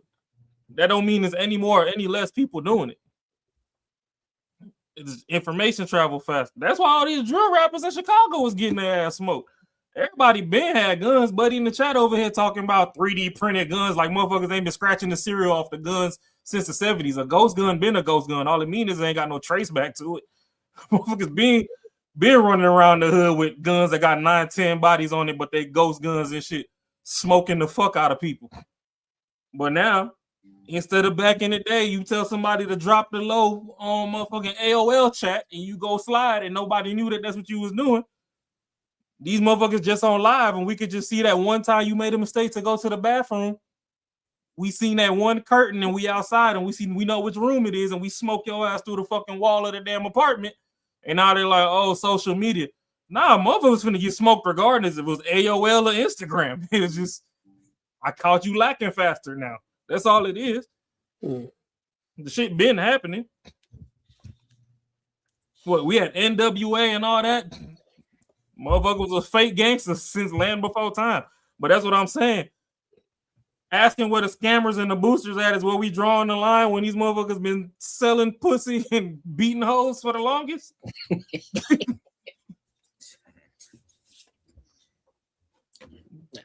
But yeah, any final thoughts on this, bro? Bring Freaknik back. Bring Freaknik back. I'll be at the house. I swear I will too. I live here. I'll be at the fucking house, bro. Like Freaknik will never be like how Freaknik was, dog. Somebody in a lot of them dying. That's fine. Just keep my duffel bag at the house. I'll make it back. That's crazy. Y'all prove my point. They can't even do Freaknik like how they could do that because social media being so goddamn influenced. You got to bring goddamn guns and switches and shit. You can't, dog. Hold up, Courtney. Be I'm serious. just trying to see the 5 shorties who Be booty got a serious. switch on it. Be serious. Y'all talking about back in the day. Shit probably was going on in Freak League. But I guarantee if they throw a Freak League right now, it's gonna be a scary situation. Way worse than what it was back in the day. Cause we don't even have Freak League and people shooting up the goddamn mall, the luxury mall now. Like, goddamn, dog, the rich people can't even be say goddamn. Like, you can't even be at the movie these days in Atlanta. They shooting that shit up. I'm like, bro, just don't, y'all do whatever the fuck y'all want to do. I like going to food festivals. Don't bring that shit there, dog. Come on, dog. Bro. Oh, y'all love that. Because ain't nobody doing that. Well, no, I lied. No, that's cap. That's cap. I'll be lying if I said that. Because I just they do a whole team takeovers over there in Atlantic Station. No, because I often say I just covered a situation where they did a shooting at Westgate. I just covered it this past Sunday. Yeah, 4th of July. Yeah, I just covered that. Yeah, they aired that bit out. Yeah, but Westgate, that's always the point though. Anywhere else, I don't hear it. It's always Westgate. It's never Arrowhead. It's never Fashion Square. It's always Westgate. The problem with Westgate is too many openings. Mm-hmm. And then all the cops sit over by Fat Tuesdays for the most part. They did put the Fat Tuesdays over there, huh? Mm-hmm. Y'all got a Fat Tuesdays? Hell no. Nah. See, but the Fat Tuesdays be cool because that's where like 10, 15 cops be at. Raw, you talking nonsense right now. I got an important thing to talk about right now. According when I'm up there, you got to take me to goddamn Fat Tuesday. And I double shot in my shit. Double shot. I got you. But we ain't gonna go to the one at Westgate though. We'll go to a different one in Tempe. Yeah. Oh, y'all got multiple? Yeah, let's go to the other one. Yeah, because I ain't trying to get shot. But what you trying to see though, Matt? You just trying to enjoy the ambiance, or are you trying to get a shot and get slapped? You trying to see some ratchets? Hey, look, I just want to have a good time that's safe. There you go. I'm going anywhere where I have a good time that's safe. I don't give a damn. Because honestly, the Fat Tuesdays. Pause. What? Well, yo, bro. What's up? What's up? You all right? Yeah, he said that's what I said about all the entries and exits at fucking Westgate. But now the one at Westgate is cool because that's the problem. That's where the security breach is at. Is all the cops post up by Fat Tuesdays. So if something go on at Senior Taco or anything on the other side, or motherfucker leave out the other side, hey, your ass getting smoked like a blunt. But the Fat Tuesdays, I get what Fukari's saying. The 1 mil is cool, but then you partying with fucking kids around and stuff. Yeah, that's true. Yeah, that's true too. No, we don't go to the one with kids at, bro. Yeah, that's true. If you trying to get a little bit of grown sex, drunk, and then I get like I knock over a little baby, and I'm like, oh, I'm sorry. No, kids like college kids got college. I might take you to Womack. I might take you to baby. Womack, man. Take you to Womack or something like that. You know what I'm saying? Then we'll probably kick it over at the stadium too. Hey, this time I'm gonna have a fan with me with a cool fan on. Last time I brought a fan, it was just blowing hot air. Yeah, you're gonna need that. I was like, I wasted my money to bring this shit. Hey, you gotta get you one of them hats with the fans in it, bro.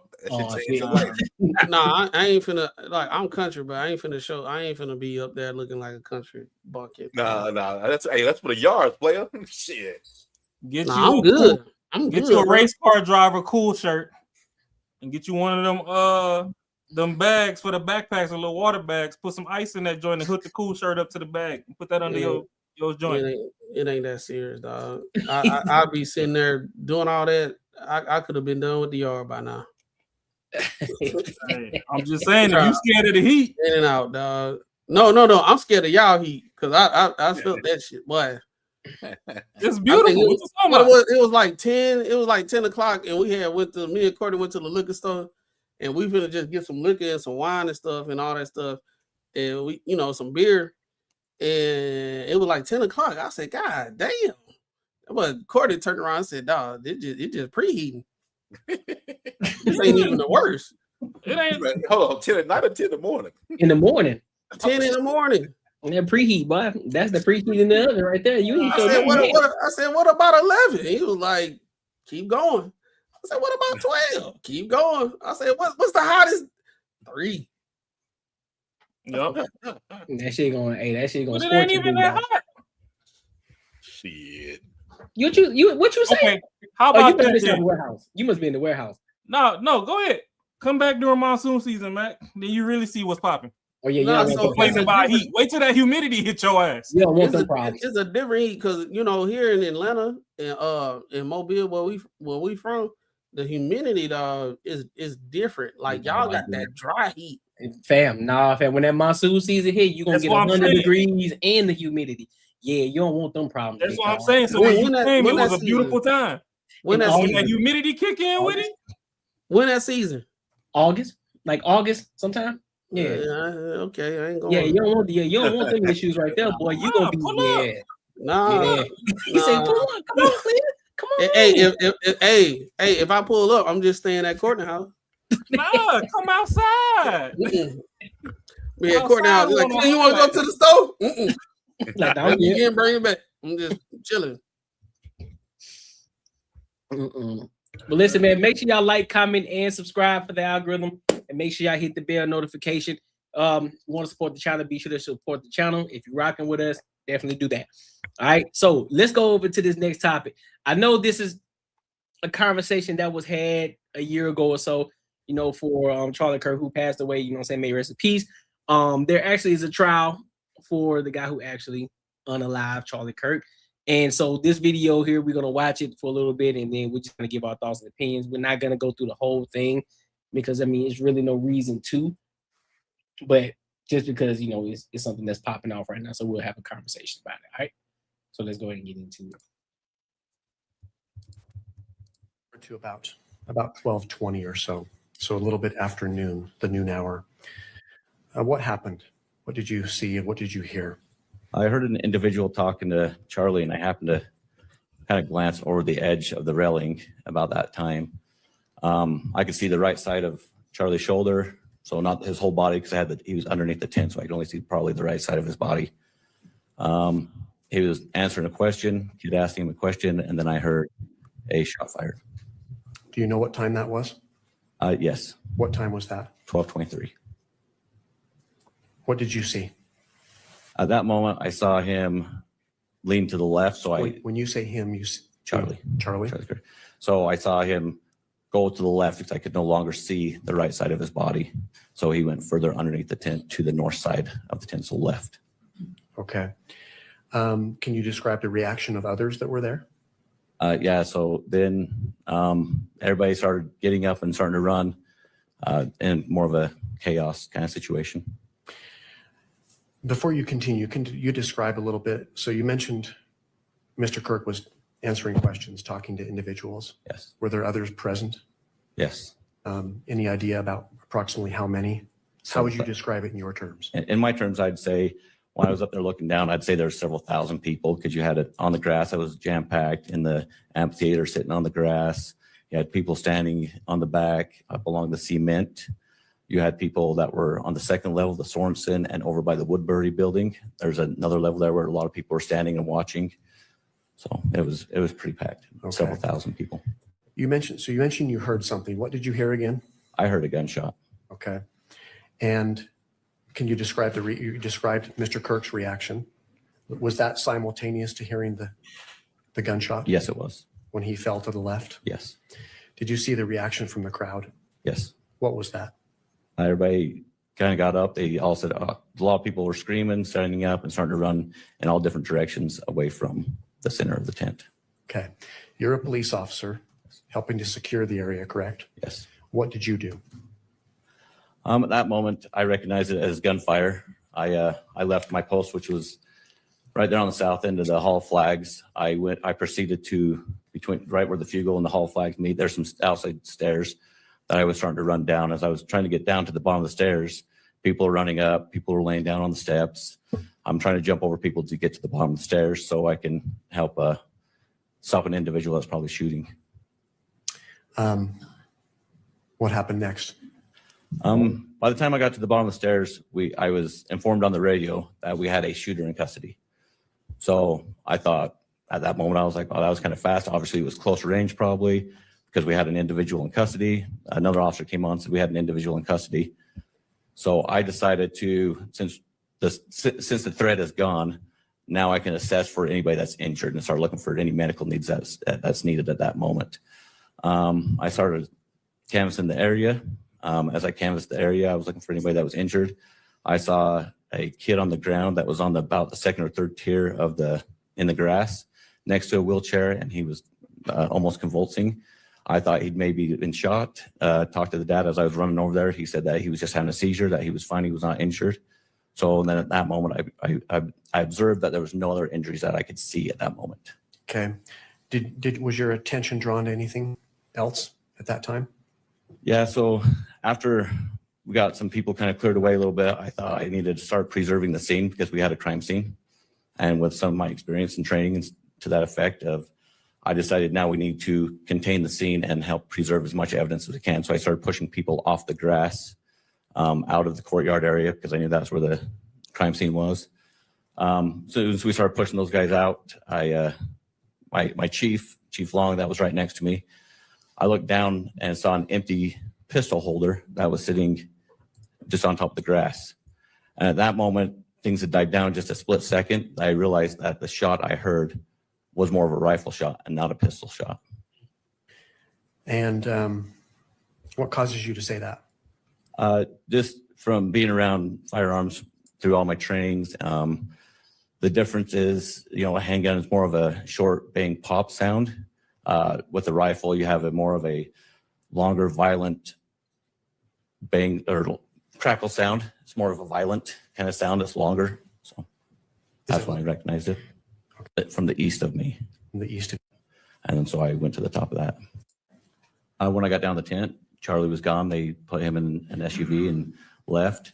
At that moment, there were still some people running around. So I decided to preserve the scene as much as I could with trying to escort people out. And that's why I went back in and started pushing people off the grass area to conserve any ammunition or any casings or anything to that effect that would be around. I wanted to make sure people were off and there was as much evidence preserved as possible. So just to be clear, by the time you got to the tent, Mr. Kirk had already been removed and taken from the scene. Is that right? Yes. Okay.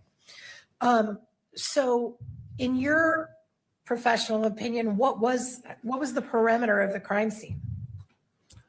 What do you mean by the perimeter? So The perimeter, like how far did this crime scene stretch? Like where did you want people to move off of? well, at first I wanted them all off the grass because, like I said, I thought we had a suspect in custody. So to me, it would be a close encounter. So I was trying to push everybody off the grass in case there were shell casings or to that effect that got on the grass. So after I pushed them off to that part and getting up to the top where I saw that empty holster, when I saw that empty holster is when things started slowing down for me a little bit. All the chaos and stuff that's when I realized that it was a rifle shot, not a handgun shot. Okay. And that's when you saw the low C building and it occurred to you should go check it out. Yes, it was right in my line of sight. And correct me if I'm wrong, but okay, I'm gonna skip ahead. Sister, before you begin, what time would you like to break for lunch? I don't want to interrupt. So we were trying to get down there to secure the area and push people away. you understand how important these reports are. Yep. And do you mention anywhere in this report that you saw a gun? Here we go. You've talked about this handgun holster that you observed. Pause it. On the grass in. Yeah. This is my first time hearing this, bro. Like, because I guess it was seeming like he was on top of the roof, and it was that. But now they saying it's a handgun, so that means somebody was close. And you ain't hearing nothing about this. I've been told y'all that, but hey, I don't know about guns. I'm scared of guns. But I'll shoot it. But if I see one and it ain't in my hand, I get scared.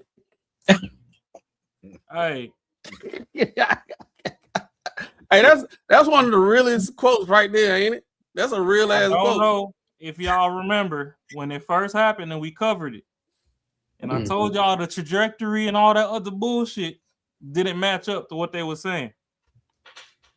And I said that there was somebody in the crowd, and if you look, it looked real suspect. I don't even know if I still got the video saved on my phone. Knowing the way shit move nowadays, the government probably wiped it out my shit for all I can tell. Ain't no telling the way they move nowadays.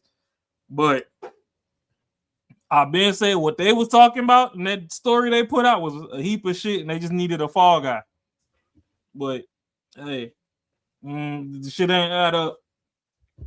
I think Buddy got hit from the right flank with somebody that was in the crowd because it's a video that if you slow it down, it look like a projectile coming from there. They talking about the roof and all this other shit from straight ahead. Yeah. And you know, so old Buddy, I don't know if I ever caught no bodies, but Courtney could probably tell you better than I can. He done got shipped off and seen some shit. The way Buddy fell and the way that they was trying to say that projectile should have hit him, that ain't even add up. Because you get hit from the front and you fall to the side, you ain't fall back. And they saying that shit that you got hit with really supposed to have some sting to it. Yeah, okay. Supposed to fall back. Yeah, because the sniper rifle, boy, that big packs some power. You understand me? That big gonna move you. We talking about guns that could shut engine blocks down in your car. Yeah, facts. That shit don't tickle when they hit you. So you not gonna do Michael Jackson 360 spin when that bitch you finna fly. That motherfucker finna hit you, and the energy that it was coming with, it's gonna take some of that and pull you with it. Definitely going backwards. Like 007 GoldenEye, when you come down that little stair of fire, he fly like this. So yeah. Okay. That's fair. Who's talking about race? That's what I'm saying. Courtyard. He just came in, not even paying If attention. you would approach the monitor when it comes up and point out as best you can where you observed that holster. Okay.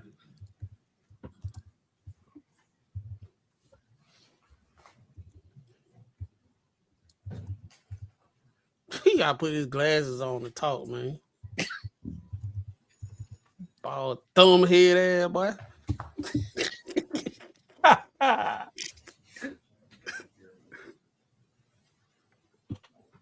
Oh, here we are.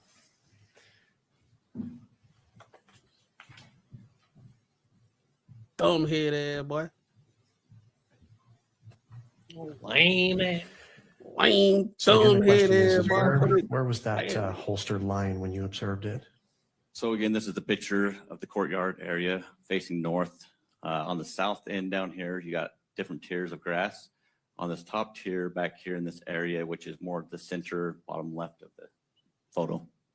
So it's going to be the waterfalls on the left side, so more towards the top of it. On the south side by the Fugal building, that top tier of grass is about where it was at.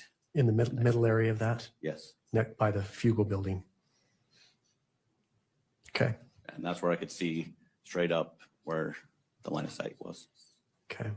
Thank you. Nothing further, Judge. All right. May this witness be excused. Yes, Your Honor. Yes. Thank you. Thank you, officer.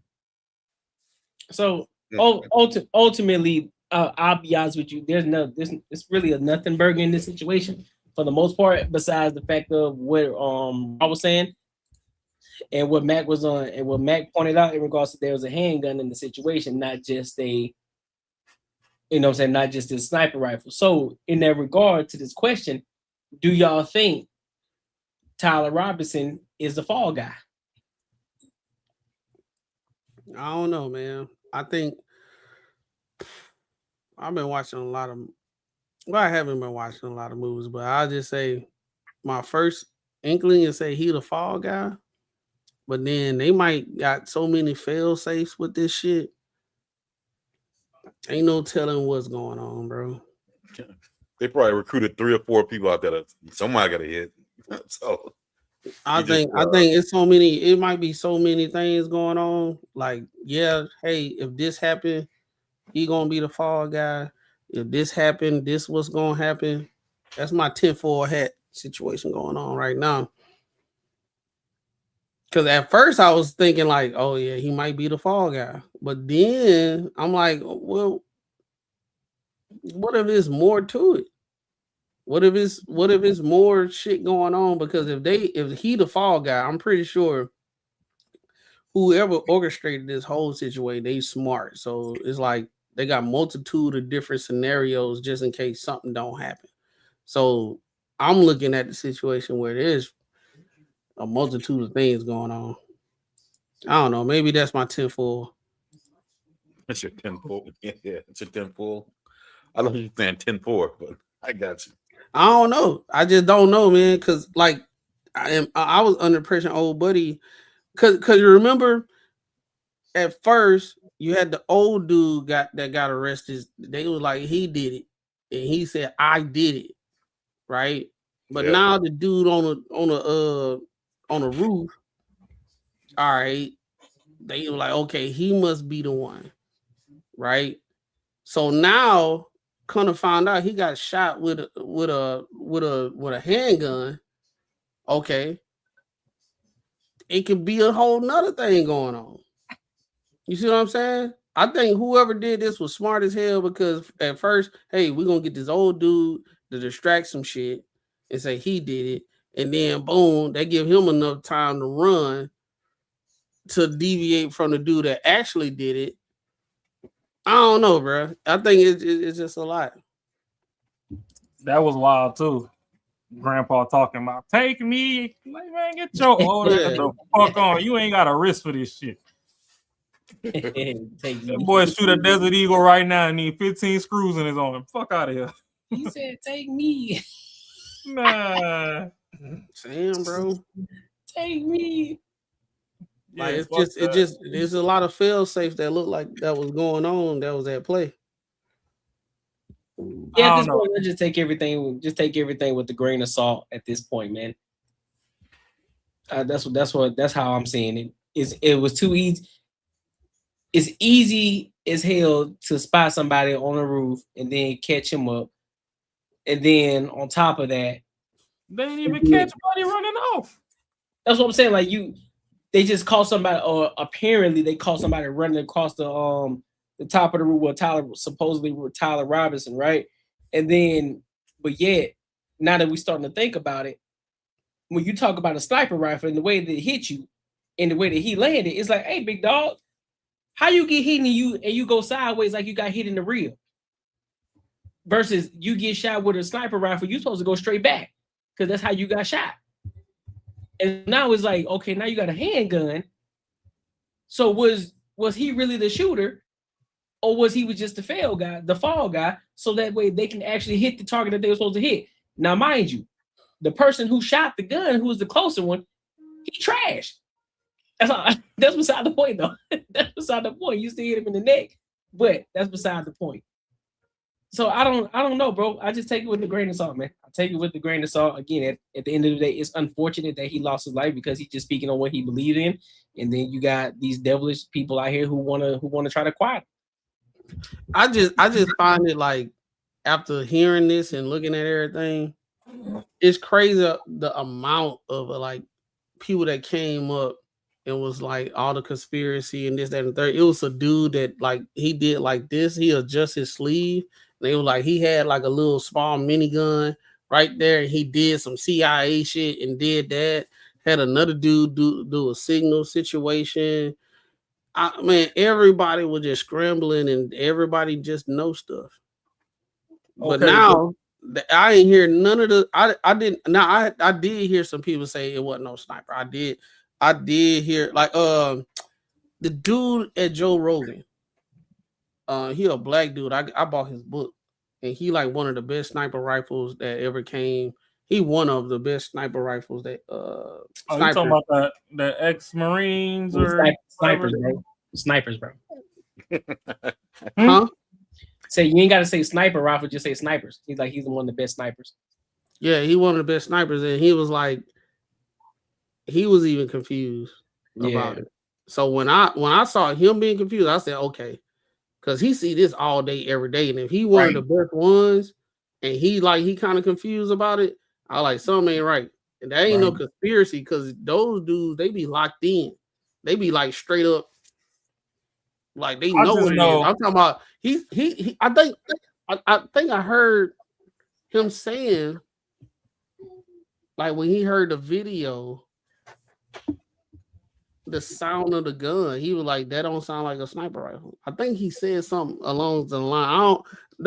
I might be misrepresenting what he said, but basically what he said, it contradicted what everybody else was saying or what happened. Because he said, I think Joe Rogan said, if you was up on that roof, like, and it was a headshot where you would have missed, he was like, no way. He said if he would have had like the poorest gun, he could have got a headshot on it. The trajectory from that roof, there was nothing blocking. Yeah, for you to get a perfect headshot. Yep. Talking about all dome. Pause. That's crazy. So, but my thing is between movies, video games, watching people get their bodies dropped on the block, and actually going hunting and stuff and shooting animals and stuff in the wild. The story you was trying to tell me and the physics of how he fell just never added up. I'm sorry. Cause I think ain't the like I'm not. Hey, look, like I said, I ain't the best gun person or whatever. But don't like the sniper bullets be kind of like bigger than like just a regular. It's a lot more energy behind them. Yep. Listen, some of them joints can blow your leg off, dog. They can take your whole leg off. If he got popped like that, you would have seen the wheels in the air. He wouldn't have been slumped. It'd have been wheels in the air. Facts. Because I saw the same guy. He got hit by Marshawn Lynch or something. The same guy, he was saying like how he went on tours and like he shot somebody in the head and it was just pink mist, like no head, no more, like over with. The dude that did it definitely was not a professional. You don't gotta be a professional, Marcus. I mean, you gotta know what the fuck you're doing. You give me a sniper rifle, I don't know what the fuck I'm doing. Yeah. It don't matter. Yeah, you gotta be a professional to shoot a sniper rifle, dog. Hold on. What a misogynistic thing to say. You say if it was a man. It was a man. Why could it not be a woman? Like, what's your deal? Nah, you stupid as hell. Like, what is your deal? Wait, so look, Raw about to go with the hood logic, bro. What you got? Nah, you can shoot a sniper. Not anybody can shoot a sniper, bro. Can they be bad at it? Run it down for me how somebody can shoot a perfect shot with a sniper rifle. Courtney, this is a sitting target. Raw. You missed the head. Pause. So Raw. Clearly, tell me how your average person that you just gonna give them a sniper rifle and say, "Hey, listen, I need you to hit this target."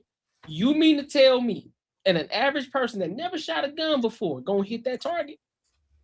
How about this, Courtney? I'll do you one better. You want me to fucking call the white homie and we can get a sniper rifle and all three of us can go shoot? And you can watch. We can watch Marcus shoot it. You missing it. Your average person who don't know how to shoot. Marcus the average person. So we could do this science experiment in real life. You listen to full context. We could do it on TikTok. When Macaroni come and Macaroni scared of the gun unless he behind the trigger, we can have him do it too. You missing it. An average person who don't know how to shoot a gun, and let alone a sniper rifle. But it was not that far. Because you, first of all, I'm pretty sure you shot a sniper rifle, right? I have. Right. So you know that the average person cannot shoot no damn sniper rifle. But that distance that they from their story, the distance that they had big dog wasn't nothing. You know, I'm just saying though, from their distance, right, at a sitting target, we ain't like deer hunting or nothing. At a sitting target, it's just not really finna move. I mean, I ain't gonna say that it's fucking as easy as spreading peanut butter on a fucking toast, but it's not that hard. Bro, I heard even the wind is going wild. So I'm someone who don't know about that. you would have to know about that if the wind is going a certain mile to slide it over a little bit. That's you when gotta know you're further so away much from shit your to be an target. actual professional sniper. You gotta know so much shit. At the same, it ain't just going in and pop and hit that motherfucker. That's when you far though, Marcus. But you ain't shooting a close. You ain't shooting close range with a sniper rifle. He wasn't that far. What are you talking? Did you not see how far he was away from on top of the building, bro? On top of that, you shooting down. You ain't shooting straight. You shooting down. That's if he actually shot. That's if he actually shot. But in that sense, you shooting down. I already know that he did it. Right. So you I'm shooting gonna put that down out there. everything that comes along with that. Everything that comes along with that to shoot that sniper rifle. No, you're not gonna hit it. You're not. You say, hey, bro, listen, big dog. I'm gonna need you to shoot this sniper rifle. I need you to hit that target. If that's what we going by. If we going based off of that, no, you ain't finna hit that target. Because we must forgot recoil. Recoil matters. And that thing got a big recoil. I mean, but if you pull that trigger, and most people don't know how to pull the trigger, most people don't know how to breathe, because some people still close that one eye just to shoot out of a target when you're supposed to have both of your eyes open when you shoot. Hey, but check this out, Courtney. So you a shooter. I'm a part-time shooter. You got trained by the tax dollars. I got trained by a couple of OGs. But we both know center mass is pretty much what you want to hit. Right? Yeah. This dude apparently was trying to go for a headshot. What kind of luck made you miss the entire dome and get neck? Pause. Listen. Ain't dome and neck the same thing? Listen. There were individuals in the military. There were individuals in the military who understood center mass and still never hit center mass, nor did they ever hit the target. So just because we know center mass, that don't mean you're gonna hit it, because it's a lot that comes with just shooting the gun. Most people think you just up the blick and you start shooting. That's why most people who got guns can't shoot, because they don't know how. I understand what you're saying, and I also understand distance. Y'all train at way further distances than what the fuck this was. But even your average person can't shoot. You can't tell me that distance for you. You can't tell me that wasn't a cakewalk. I'm different. I'm trained on it. That's how I know your average person ain't gonna hit it. What we arguing about? Because we know it's a handgun now. The average person ain't gonna hit it. That's what I'm telling you. I'm trained on it. So therefore I know I'll be able to hit it, at least center mass. But your average person who never picked up a gun, never shot a weapon before, to even put them on a sniper rifle, it ain't gonna happen. They gonna miss. 100% they're gonna miss. And if they do hit, it's gonna be a lucky shot. They won't be able to replicate or do it again. Because guess what? You still gotta zero in the weapon in order to hit center mass. You gotta zero the weapon in. So you ain't gonna hit it. That's the only thing people don't know how to operate the scope. That's what I'm saying. So just giving them the rifle and saying that they gonna hit it, they ain't gonna hit it. And let alone then after you zero the weapon in, you still got to make sure that you're shooting it right, because even if you try to zero it in, you still got to take some shots in order to make sure that they zero in the right way. And then you got to focus on recoil. You got to talk about breathing. You got to talk about the atmosphere, what's going on, the distance in which you shooting this doggone weapon, all of that. The way that you pull the trigger, because some people think that you just pull the trigger like this when it's supposed to be slow, breathe, boom, let that thing rock. Oh, yeah, most people don't understand that. Hey, y'all giving Patreon level information. It's like shooting free throws. You know what I'm saying? It's like shooting free throws. You know what I'm saying? You got to have a routine every single time. Every single time. Boom. Let me get it. Every single time it's a routine. If you don't have a routine, you're gonna miss. I'm saying, bro, close. I think the average person could have did that. But either way it go, I done already said from the get-go that whole bullshit roof story that they was trying to give was off. Then I tripped up on the video and I saved it. It's just so much bullshit done happened since then. I gotta go through fucking, I don't know how many photo albums to go find this shit. Double the what her name is? Double the double V true. She made a good point. Right here. they got him out the FBI, right? Mhm. Charlie Kirk was just he wasn't nobody important. He was somebody that was popular, but he wasn't somebody. He wasn't somebody that was like, how can I say, that is a government official or got a high ranking CEO. Like he was a CEO of his company. But like for Buddy to get apprehended and he went in the FBI thing and nobody don't even know what the fuck he got going on. That's kind of weird.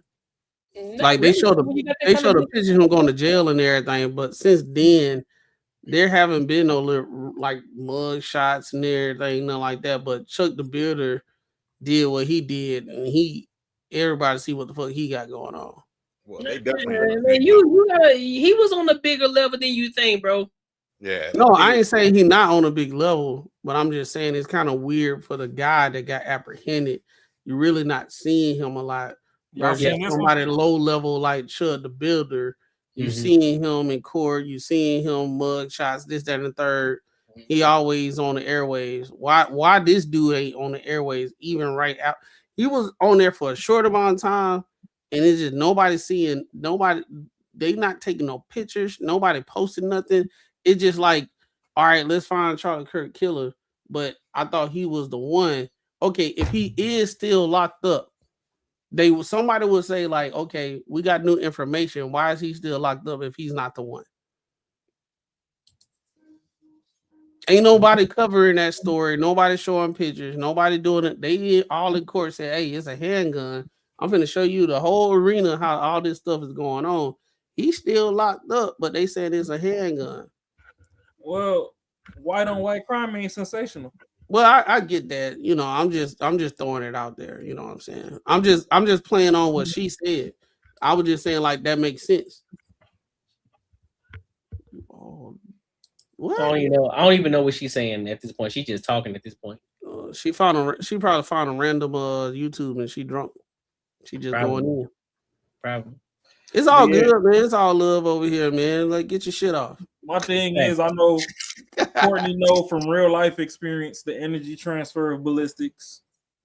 I know it from hunting animals and stuff and seeing a couple things that people ain't supposed to see. And even if you ain't do both of those, you got your video games and you got your fucking movies. Like even in video games, that's why motherfuckers be mad at Call of Duty and shit. Some of the shit on that motherfucker be like how you over there camped out through a wall and just get shot. Like, so Thanks.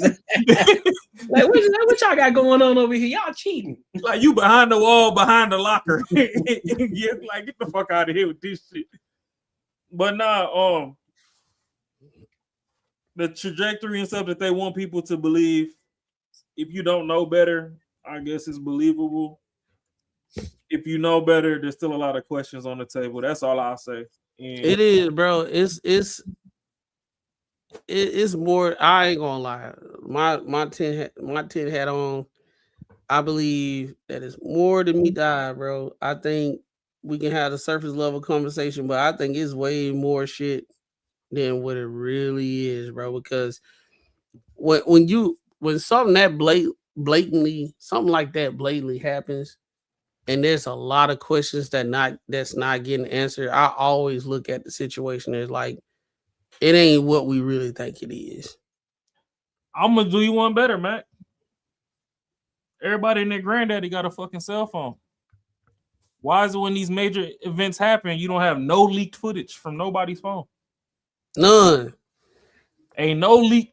You can't tell me that there was not somebody leaned up on that motherfucking railing that even let's just say it's fake. Even if they spilled Kool-Aid, they ain't get a splatter that Kool-Aid on their forehead. They ain't got the damn video in their phone and that shit ain't leaked.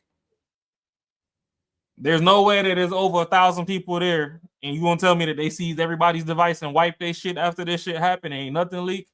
So it's just a lot of loose ends left on the table if you really want to go full tinfoil on it. Because just like you said, when they were talking about the security guard that did a signal and blah, blah, blah, I'm not saying he did anything, but if you can find a clip, that tall dude or whatever that was over Charlie's right shoulder. Then they have the other dude in the white shirt or whatever in front of him. On that side, it's gonna be on the left of the video, but it's over Charlie's right shoulder.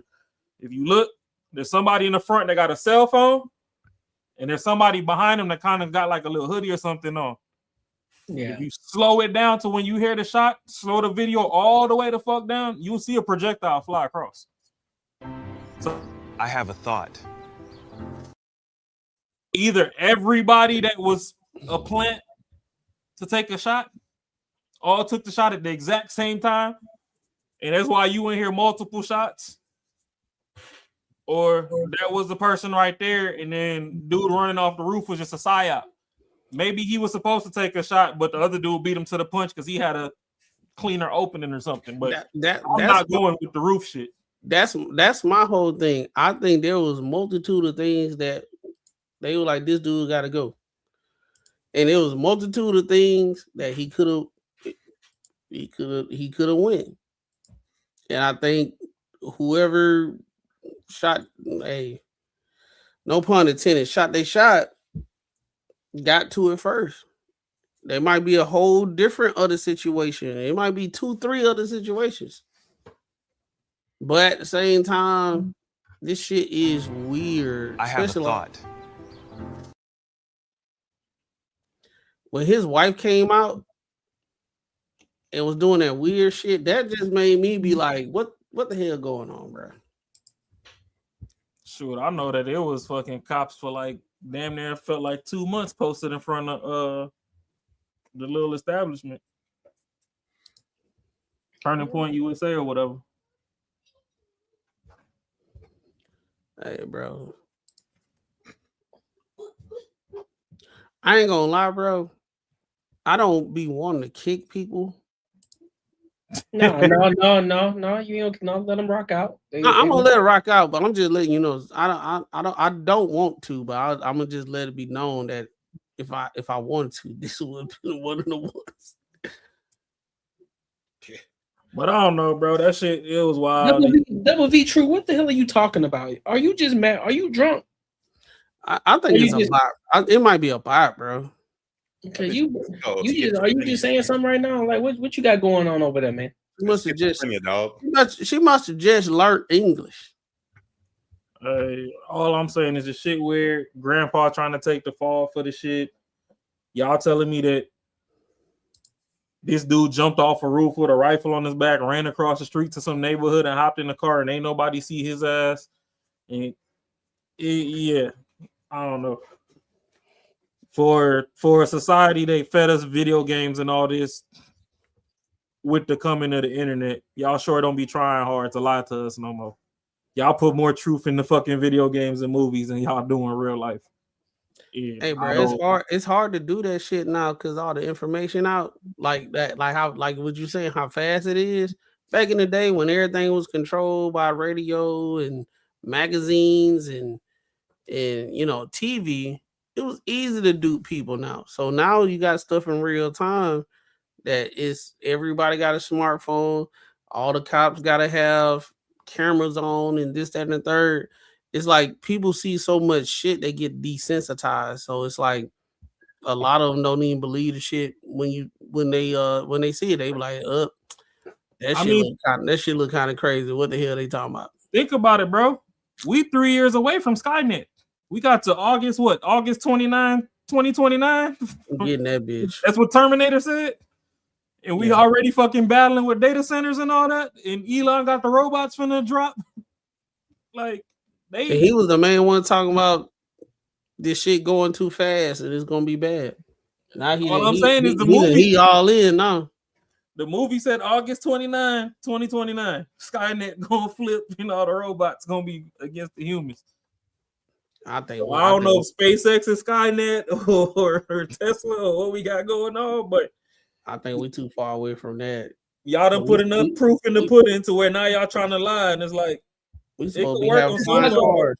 My thing is, I take everything with a grain of salt at the end of the day, even the conspiracy theories that a lot of people in this chat is talking about right now. Even the things that y'all are saying, yeah, it could be coincidental, but I still take that with a grain of salt, right? And so I only believe what I can prove. I can speculate all day. I can talk about conspiracy theories. We can deep dive into it. We can say, oh well, we can find it all that X, Y, and Z happened. I can find it that happened. But if I can't prove it, I'm speculating at the end of the day, regardless of how much I believe it in my spirit, in my soul. If I can't prove it, shit, it's just water on the bridge for me. Hey, this one right here from that shit did happen. They did do that. Yeah.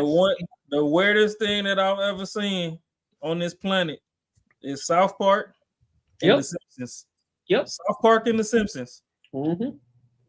I put like this: South Park.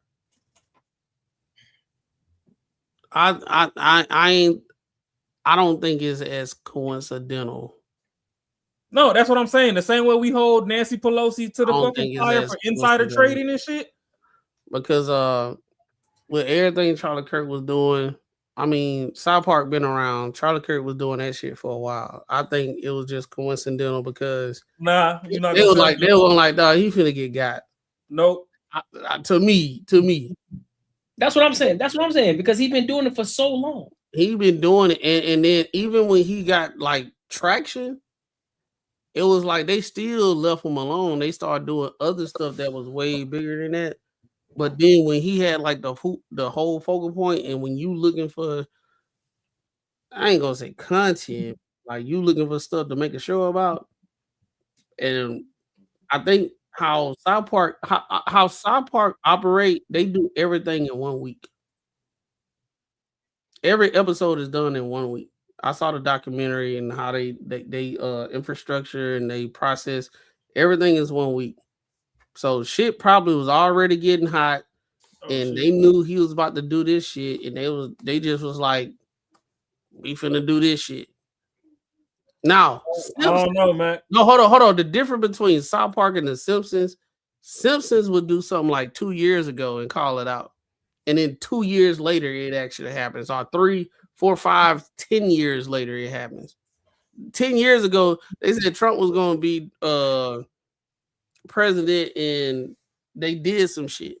And it actually happened.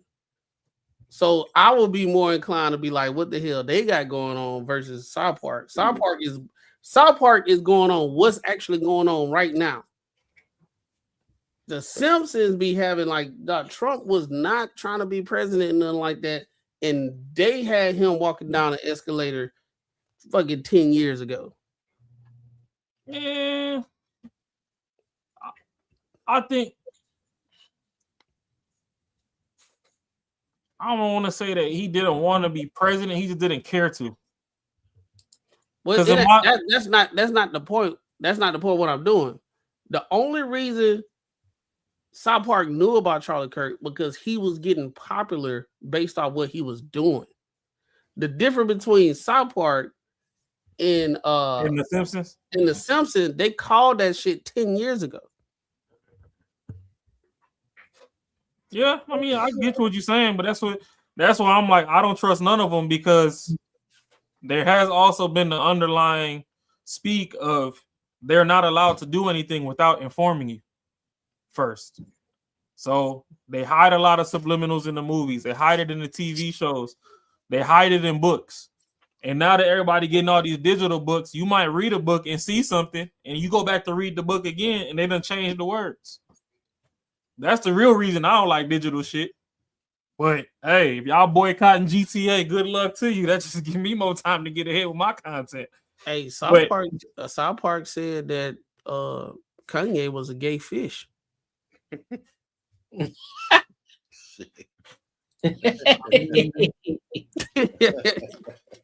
Kanye, no, did you see that episode? Hell nah. Oh, bro, he did a whole song.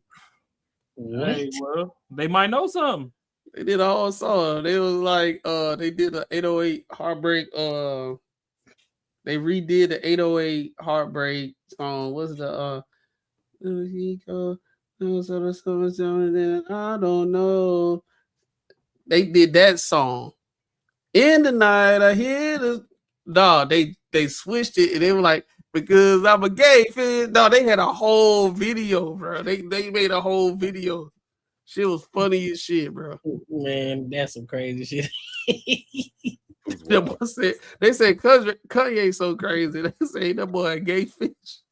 I mean, Kanye disappointed me when he went and got with Kim K, but that's a topic for another day.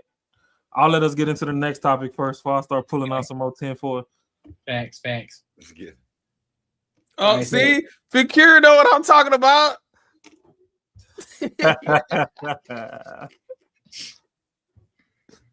Oh, that shit was so fucking funny, bro. Hell no. Hey, see, All right, Pharaoh knows something about something. That's all I'm saying. Yeah, you right, man. Making money is me, man. 10 years, man, you're gonna have matching Benzes. 10 years? Think more like 10 days, man. 10 days. Shout out to CRE Motivation for the $1.99. Appreciate you, big dog. Hey, $2 make a holler. $2 make a holler. If y'all enjoying the show, make sure you support the channel with a super chat. You heard me? See. Hey, look, y'all talking about the Simpsons and South Park.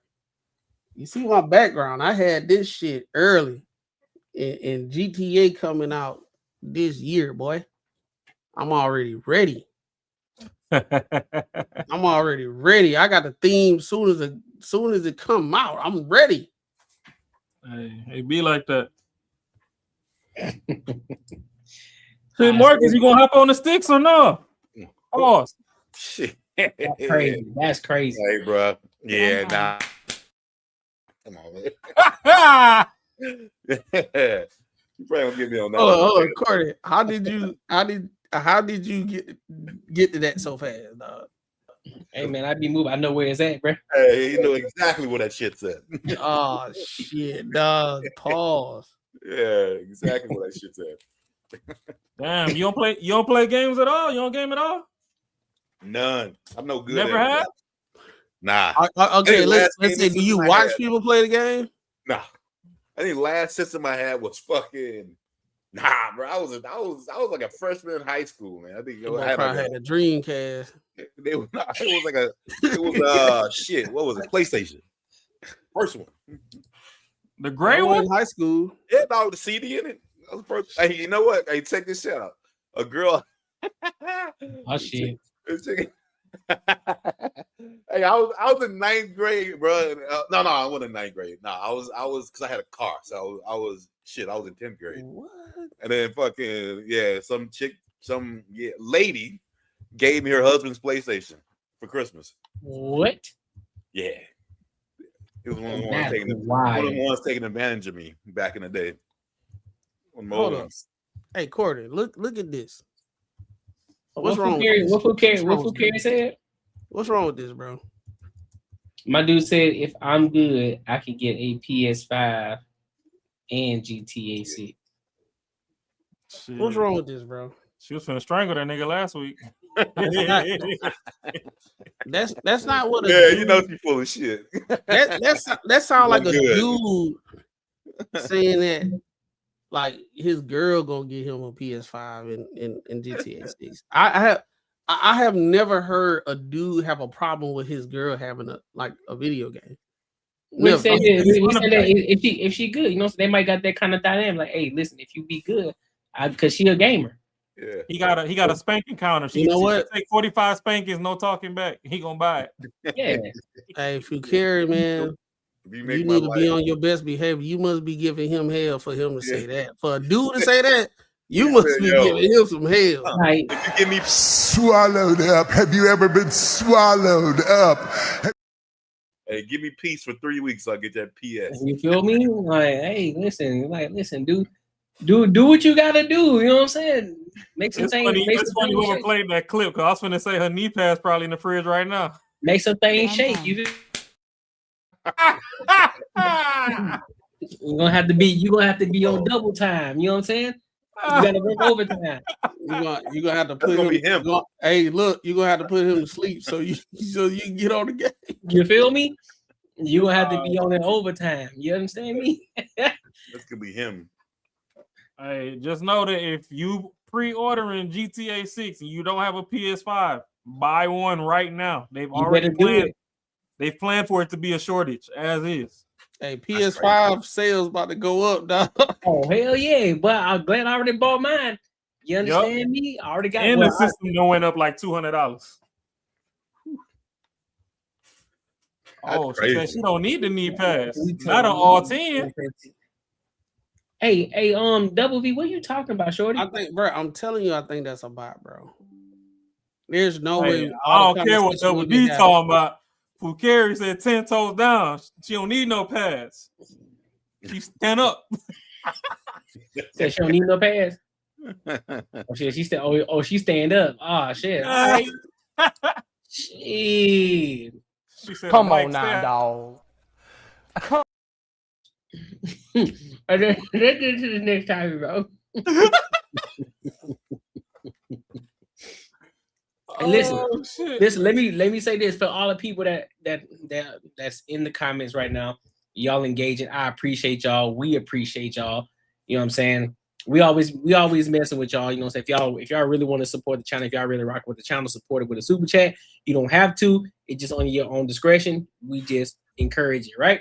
But we do appreciate that. Like that. We definitely encourage it though. What you say? Hook my feet off the floor. Oh, wait a minute. Now, hold on now.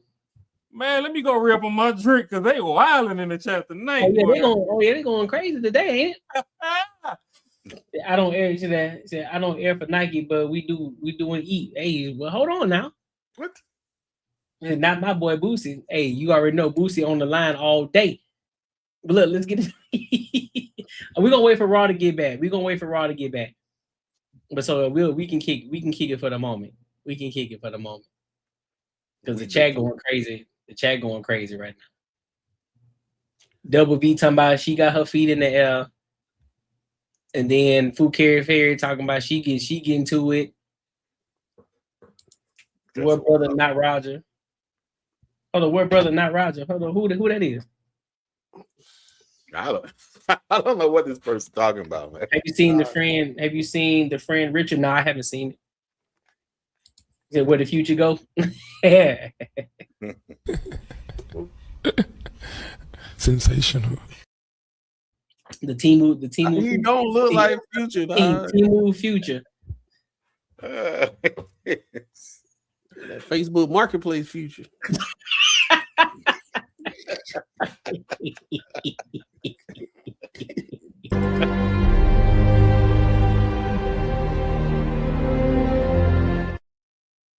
The marketplace of the Craigslist fucking Future. This nigga said Craigslist. Man. Nah, y'all that's crazy. No, Raw finna come back going. He finna come back shooting shots at everybody. He finna come back. Hey, Cordy, you saw that? Dog, that meme. He said she. I hold that going. I did see that. Dog, hey, bro. It was like 2:00 in the morning. I couldn't go to sleep, bro. I'm crying, laughing. Because I know a dude like that. I'm talking about. He wasn't acting like that. She was like, bro, everything good, bro. I ain't insecure. We was in college. He was like, dog, I ain't insecure, nothing like that. She can talk to dudes and everything. I know she gonna come back to me. And dog, when I saw that video, he was like, my hoe ain't going. My hoe ain't going. She just like the dude. She ain't going. Bruh, that shit is stupid. Dog, she left his ass, dog. Oh man.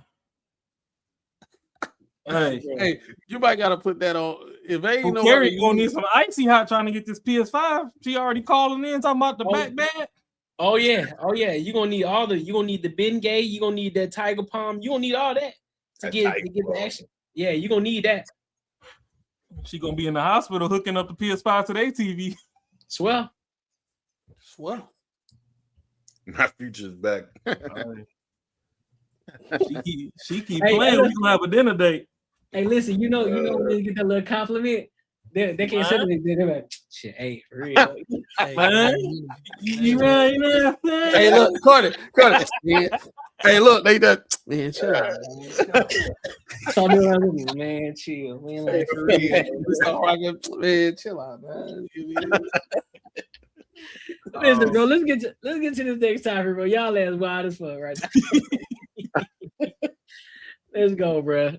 So Cam Newton was having had a show with, her name is Pinky Cole, and he asked her the question: is competition healthy in a marriage? Is competition healthy in the marriage? So we're gonna get into this topic, then we're gonna give our thoughts and our opinions. Because Shorty said, listen, we getting to it. The competition. Competition with your husband. Yes. Is that healthy? And he's in competition with me. Yes. It's healthy. It keeps us on our toes. It's not called competition. It's called camaraderie. When I see him growing, I get excited. I'm like, I need to get on my stuff. Yeah. Okay. Don't when your lady growing, you like, yeah, I need to stay up on it. Yeah. And when he see me growing, he like, I need to get up on my stuff. Yeah. When I see him working out, I'm like, shit, I need to get up and start working out. Yeah. When he see me eating healthy, he like, damn, I need to go eat a salad. That's the kind of relationship that we have. You understand what I'm saying? When he looking at his sales, these my sales for the week. And I'm like, hey, my sales for the week. But that's how we grew our relationship. And yes, it keeps us on our toes in our relationship. And at the end of the day, when you talk about the household, we are Hayes Hospitality. Okay. The beneficiaries of our businesses is our offspring.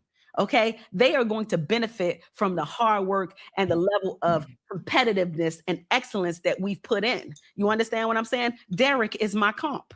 Whenever I'm feeling low, I'm looking to the left and I'm looking at my comp. Whenever I feel like, okay, what's trending in the market? I'm looking at my comp. I got the cheat code. Okay. Not many people can say that they have the cheat code in relationships, and we have it. So I'm glad our dynamic is the way that it is.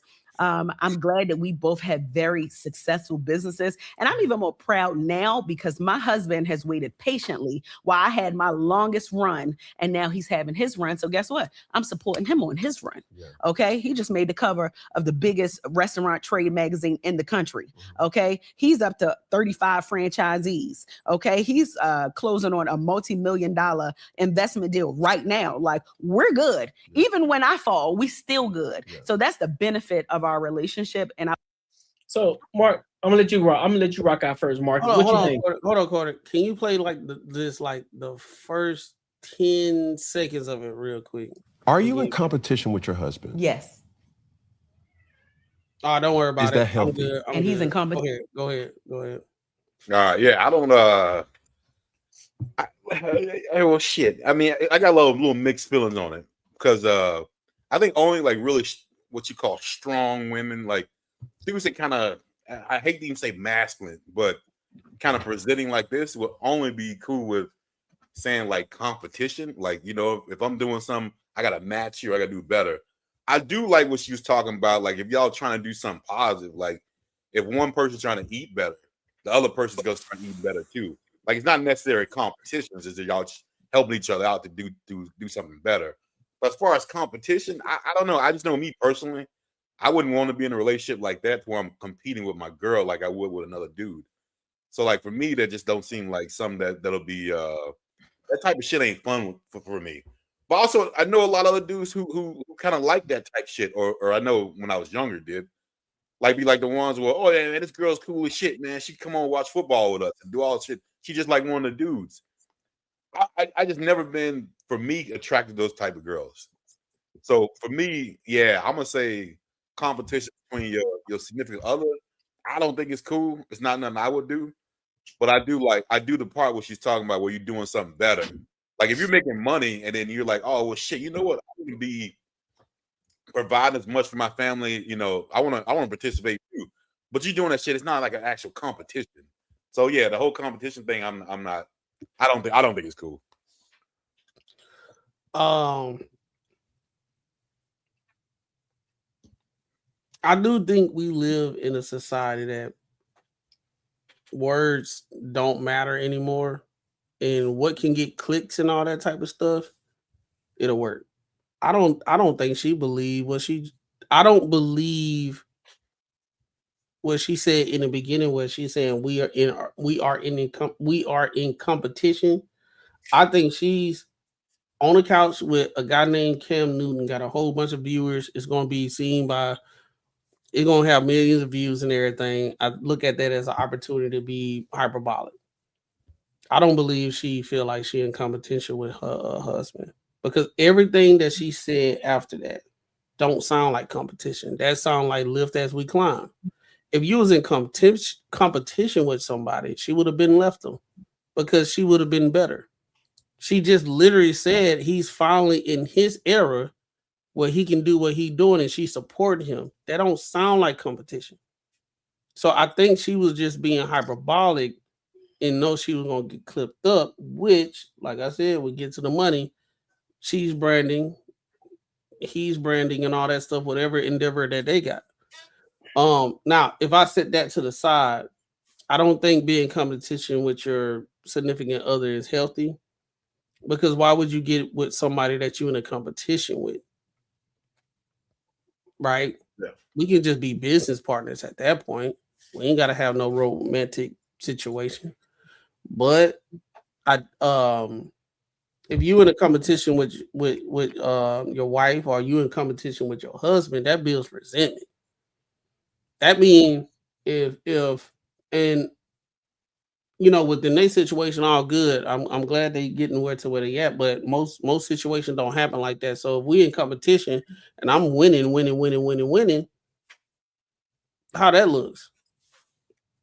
But Mac, check this out. I think she got, I mean, I'm just going by the looks, bro. She got that short hair, the way she talked.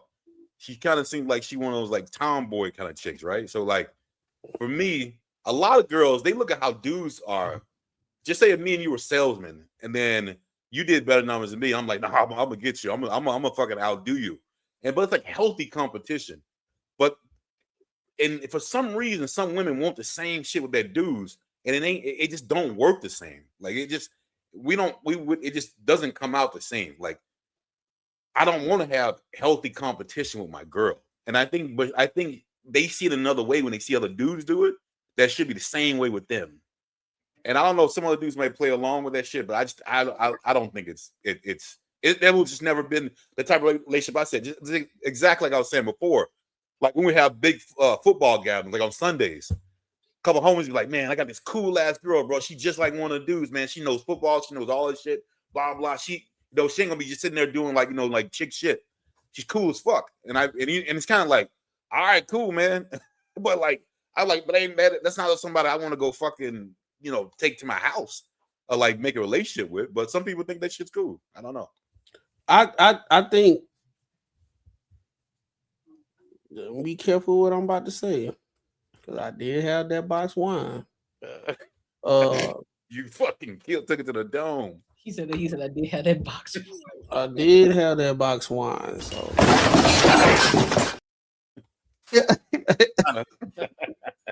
I would say that what she said was egregiously ignorant. The reason why I said that, because if you're in competition with your husband, and both of y'all endeavors are in two totally different industries, there's no way y'all can be in competition. Because on one hand, your day-to-day looks totally different of how people see you, and because you're a woman and all that type of stuff, is totally different what his endeavors is and what he got to deal with on a day-to-day basis. More than likely, whatever he going through to get to where he at is real difficult. You know what I'm saying? I'm pretty sure what she's doing is difficult as well.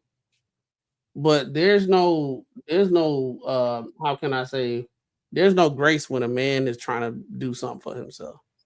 It's a very lonely track. It's very lonely. And it's only it get less lonely when you show proof of concept. Now everybody want to be a part of the team. They supporting you and everything. But then if you fall back and you start going back in the decline, nobody's going to be there, because they just want to ride the train. On the woman's side, she can go online and say the dumb shit she just said. And they going to snap fingers, do the clock that T and all that type of stuff. But y'all fighting the world together. That's what it's supposed to be. Y'all fighting the world on different fronts. So it shouldn't be no competition because that's only halting y'all success if y'all in competition and y'all on two totally different fronts of what y'all bringing into the to the relationship. So that's the reason why I was like, let me be careful what I'm about to say. Because I know the shit that she said, it sound nice with her shiny ass shins. You know what I'm saying? It sound nice. And that's why I'm pretty sure I said this in previous like previous shows. Right now, everybody want to be a what would be the in theology? What what would be a profession of somebody that can put words together pretty well? What is that?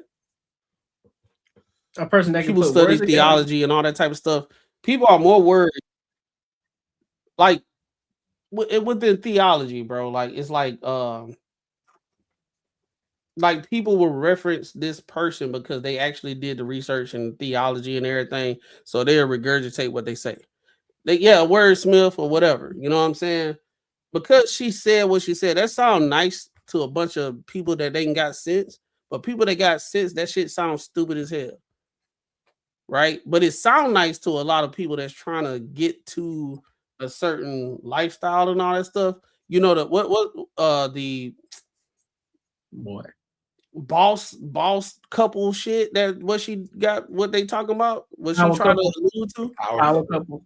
Yeah, a power couple. That's basically what she's trying to allude to. So when she say we in a competition and we going up because we in competition, everything that she actually outlined is what you supposed to do when you with somebody in the first place. Man, I listen, see bro. her doing good. It's motivating me. We heading in the right direction because whatever you got going on, I'm fulfilling those gaps that you got because I understand what we got right now. Listen, bro. You on this little head start on something.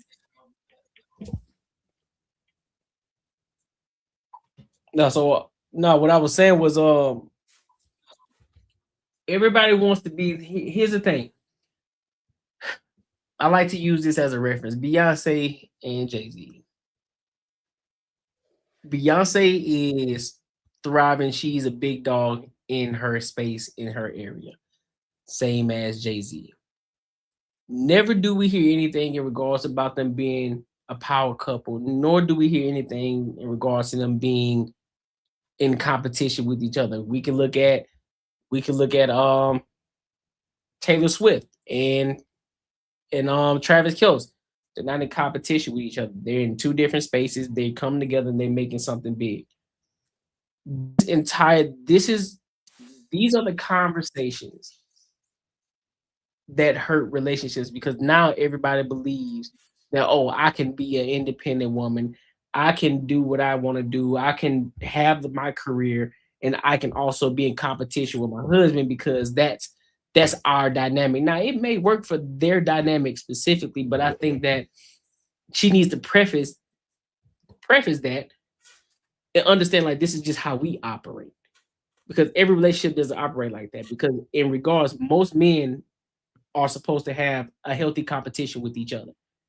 Like, hey, big dog, you doing great. So therefore, in our mental, because we are natural competitors, damn, my dog over here, he getting to the bread over here. He got his business going. Naturally, we like, man, I gotta level up. I gotta get up to his level. That's a natural thing for us men because we are competitive, just same as women. If they are competitive with their peers in regards to other women. It's like, okay, well, I see her, she's getting in shape, she's doing this, so I need to get on that type of time too. My ultimate goal is the woman that I'm with is I want to make sure that I'm competing with the other men in the group because I want to be the best one in the group. I want to make sure that I'm the one that's thriving the best. I want to make sure I'm doing the most because I want their girls, I want their wives or girlfriends jealous of mine. It's like, oh, man, I wish my husband would do what your husband doing, or I wish my boyfriend would do what your boyfriend doing. I want that. That's a competition thing. You should never compete with your girl because you are united front. Why are you competing with each other? It's motivation more than anything. It's not competition. We are in this together, so I'm not competing with you on any level. You do your thing, you thrive in what you do, and I'm gonna thrive in what I do. There's no competition anywhere. So that's why she just I think it's just what was going on with social media today. She had to let everybody know that she letting him wear the pants right now. That's basically what she just did right there. Like, I was handling everything. I was the head honcho and everything, and I done gave him the grace so he can do whatever he want to do. So now he doing his thing, and I can sit back because I laid the groundwork. We don't know the ins and outs of everything that was going on before she got on here when they was comfortable in there. He got a multi-million-dollar deal and this, that, and third, and blah, blah, blah. Sound like a great man to me. You know what I'm saying? I'm pretty sure he had that instilled with him. But I do think if Cam Newton would have prefaced that question differently, she wouldn't have said it was a competition. I think he purposely did that, and he knew she was going to act on it. Because the reason why I asked, could you play it again? Because I missed that she agreed to be in a competition. Because I heard her every time he asked, she said she wasn't answering the question. So in my mind, I was on her side. Like, I'm thinking she like, why he asking this dumbass question like we in a competition? I'm telling you what we got going on, right? But she said yes in the beginning. But like I said, everything after that, it wasn't no competition. She was just saying some support system type stuff. That's what y'all supposed to be doing when y'all married and stuff. You chose when he got on that knee and proposed, you agreed to be with him for the rest of his life. And that's what you're supposed to do. Y'all did y'all vows, and that's what it's supposed to be. So everything that you saying right now is under the, I don't know how religious people are, but if you're gonna say that you married and you did your vows, that's religious. You know what I'm saying? So you doing everything what you supposed to have been doing that you promised to God in the first place. So you ain't saying nothing like on some new under the sun stuff. But Cam tried to be divisive, and the more I be watching his show, bro, the more I be peeping game, bro. That's all I gotta say.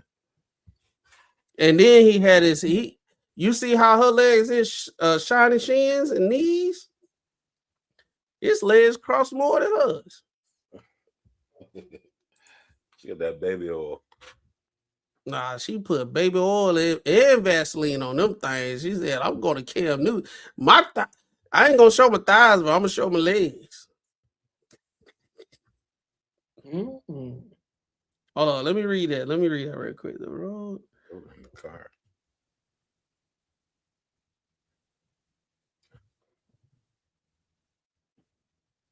That's a good analogy. That's a good one. That's a good one. That's a good analogy. That's a good analogy. And then y'all attacking things from different ways. I mean, different standpoints, which make y'all the real power couple, because y'all just a force to be reckoned with. And that's what I think that what she was trying to allude to. But when she in the beginning said that yes, it is, I think she thought it sounded nice. Yeah, it sounded good. In her head, I'm pretty sure what she means, I'm pretty sure that she didn't mean competition. I'm pretty sure she was just speaking on regardless of competition, and she just using it out of place. I think she made motivation because, like you said, the longer she talked, the more she revealed what she made. Like, well, when he's down, I'm up. Or, when I see him doing this thing here, I get in my head that I need to get to this point. If I see him in the gym, I need to get to this point. It sounds more like motivation than it is competition. Because you say it's a hazing family.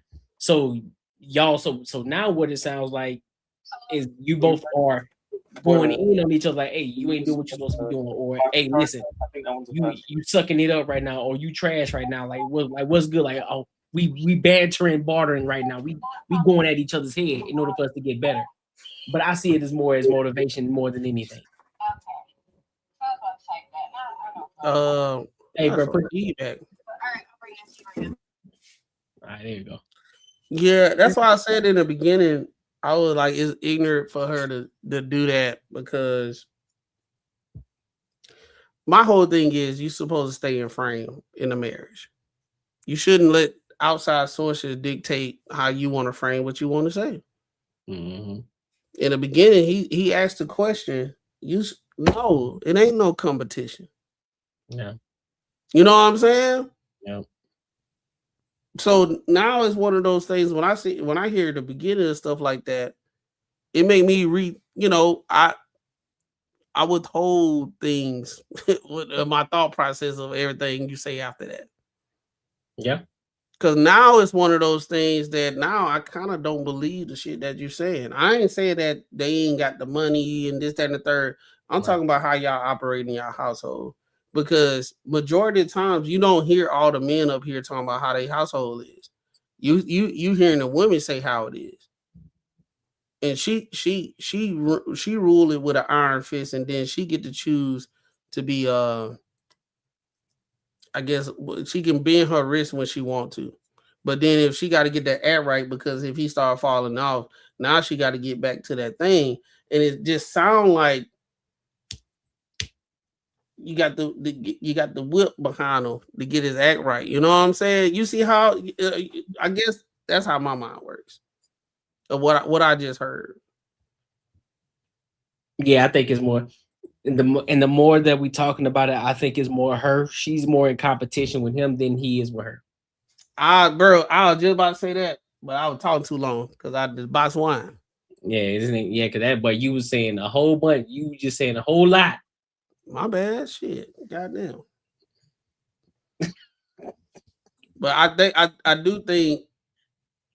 Well, I don't even know who she is or who her dude is. Who she is? Double V True. What are you talking about? No way would you ever play. She must be on 5 box wines. Well, she must. Yeah, that's what I'm saying. She must be on 5 of them things, boy. Jesus Christ. And a Four Loco. Oh Lord. I came down. He said, "God is mine, no cap." That's kind of crazy.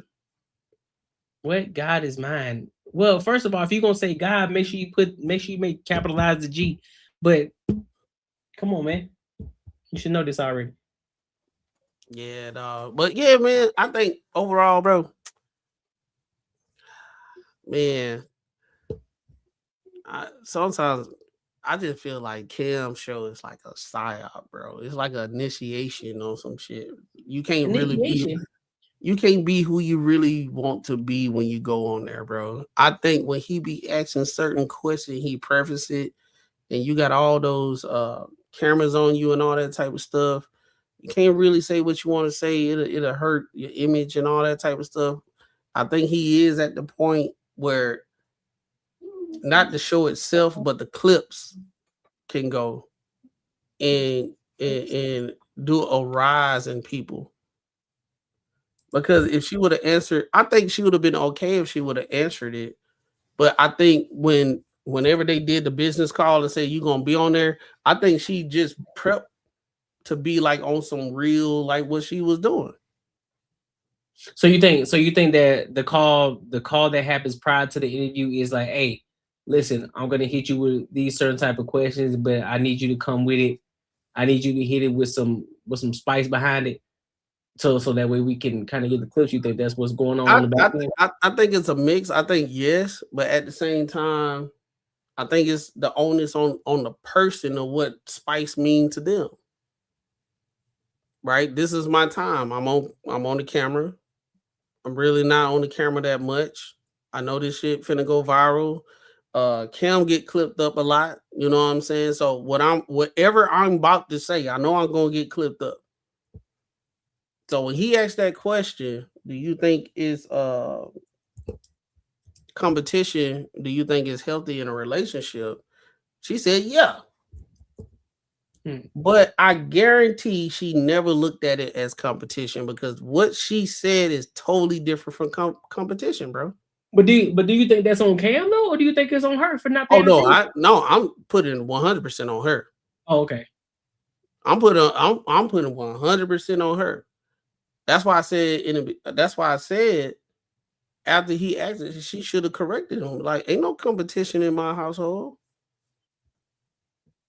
Yeah, that's what a real strong woman would do. Let me do what women say. A real man, a real strong woman would correct him and say, "There's no competition in my household. We lift as we climb. When if he off, I'm there. When I'm off, we there. We lift it." Everything that she said was perfect. But in the beginning, when she said yeah, while she was taking a sip of her damn drink, she thought she did something right there. And I look at those little small nuance stuff, bro. And if I was her husband, I would be embarrassed. I ain't gonna lie. But then again, he probably ain't. Yeah, because he probably one of those type of dudes, you know what I'm saying? But yeah, that's my whole spiel, sure. You mute, bro. You mute. Did she say something about camaraderie in there too? When she was like, "Oh, I'm not competing. There's camaraderie." No, she kind of. That's the reason why I asked could he play the first part because she did kind of. It sounded like she said yes right off the gate. Then she tried to walk. Like she tried to walk it back. She said yeah, right to get confidence. Yeah, she did kind of allude to like camaraderie. She did. That's the reason why I asked, "Hey, can you play the first 10?" Because it's contradicting. Yeah. Okay, because for me, I don't necessarily believe there's any such thing as a competition between you and your spouse. But I mean, if you want to say that there's some outside couples and if there's some outside couples that you want to use as a metric to pass or whatever, or you want to, use them as a bar and, achieve and surpass their achievements in a shorter period of time, I could say you could do a solid competition there. Not that you should be comparing yourself to anybody, but at the same time, it's just like, we got this podcast and we seen it took somebody 3 years to get 1,000 subs, but we done figured out the game and we know how to get 1,000 subs in 3 months. I think it's healthy to say, oh, okay, boom. Well, wherever you at, I'm gonna be at your level in half the time or whatever. You know what I mean? Like that. Yep. But to be in-house competing with somebody when you're both, and Pharaoh been in the chat, he been on it all night. But when you get into a marriage, not a relationship, a marriage, there's no such thing as a competition. Yeah. Because both of you are one. 1 + 1 is 1. That's Bible math. So if you're both one, how do you compete with yourself? So I believe her jumping off the top rope just out the gate like that, saying yes. She would have to elaborate a little more where she was trying to come from with that. But to get me to agree right off the bat with whatever she was trying to spew, I'm going to say no. You should never be in competition with the person that you're supposed to be building with and is supposed to equally help you achieve greatness. You know what would have been dope if she would have been like, huh? What you mean by that? Yeah. Yeah. You know what I'm saying? Yeah. I think that would have been dope because I think if a woman was like more really what she was saying that was on that second half, not even second half. I think not even half. She said that, and she said everything opposite of what she said in the initial thing. And she was like, "Huh? Can you explain?" But I maybe think she it would have would've been better. I think it would have been better because now it's one of those things like if everything that she was saying on that other side of it, it's like you confused because I'm trying to say like, how can it be a competition if we in this together? But she might think it is a competition. Like I said, like sometimes, like a lot of times they look at like relationships. They look at a lot of times when we're like a lot of times the happiest, or if they Well, see that's like, what you know what I'm Courtney saying? said. She might think it's a competition. She might think it's, I mean, she might think it's competition, but then yeah, like yeah, I don't know, maybe, but it definitely shouldn't be a competition. But she still might take it as a competition too, in certain aspects. But what she was talking about, especially if they have two different careers, it's the only thing she could be talking about is money. That's the only thing you can talk about. That's what I'm saying. That's why I said it. There's no way it could be competition because they own two totally different things. What competition that y'all have if it's outside of money? Like what competition that you have? Like y'all got competition of who can stay up later to work on whatever endeavors that y'all got. That's the competition. Or who which one is more efficient though? Right. You know what I'm saying? You can sit here and work all night, but if I use Claude and I'm good, you know what I'm saying? And you sit here all night trying to figure shit out. Yeah, you're making a good point. I mean, yeah, that's. I'd say more of the story is, bro, just there's no reason for you to compete with the person that you lay down with, man. There's no reason to compete. Yeah, it can be motivating, and you know, I'm of the ilk of men lead from the front. You know what I'm saying? If you want your woman to follow you, you need to be able to lead from the front. And so that means you have to be able to do certain things if you feel as if your woman ain't working out or going to the gym like she should be going. Guess what? You need to be doing it in order to motivate her, because guess what? If you are the leader, she gonna follow you. She like, all right, I see my man over here getting to it. So let me get myself into it because I don't want to get left behind, or whatever the case may be. So, but I just think that entire conversation, she was speaking from the mindset of motivation, not competition. That's what it sounds like to me. And now, of course, she made double back of what? No, I was actually talking about competition because we talking about competition. I got my own business and he got his own business, so we compete with each other because we hate.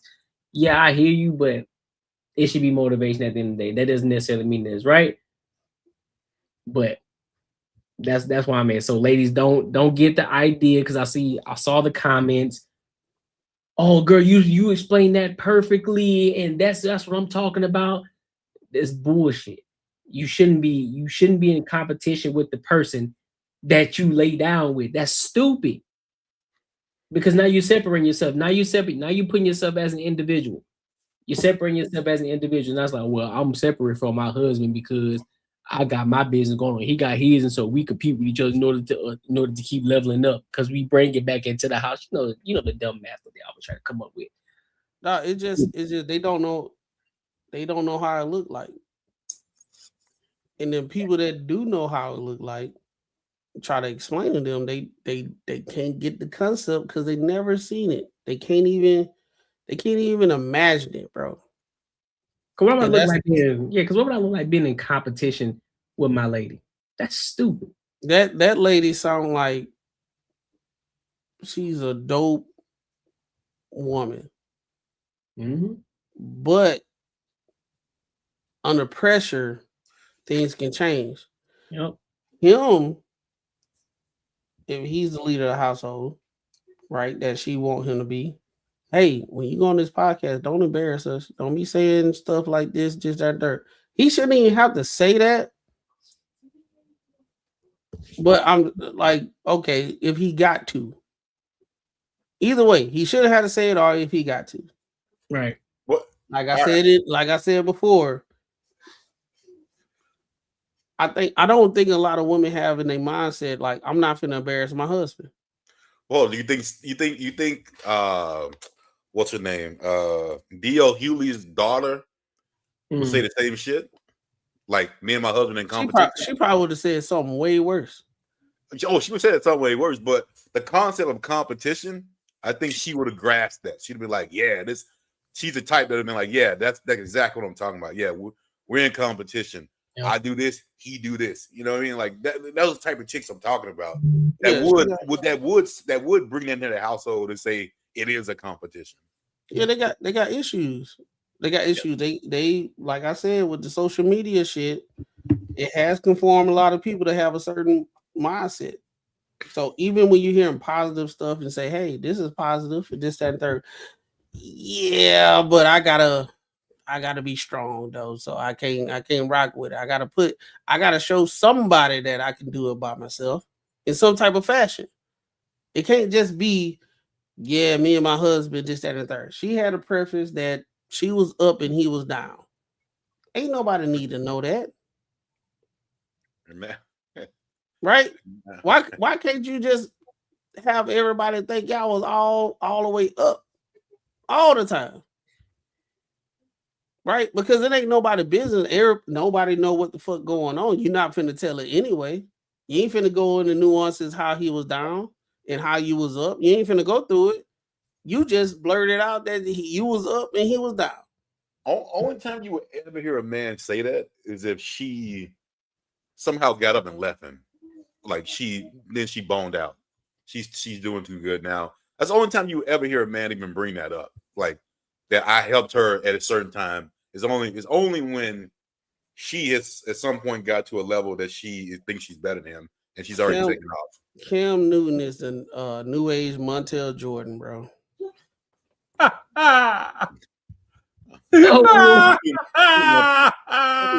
like that, bro. I am gonna do it like because he did exactly the same shit. He let all these girls, these ladies come up there and say what they say and don't do no pushback. That's cold blooded, bro. Montel. But here's the thing: does he need to though? Who? Cam Newton. Does he need to? Yeah. Why? You wanna know why? Why? Because he want to keep it funky. But no, I see. No. By his own admission.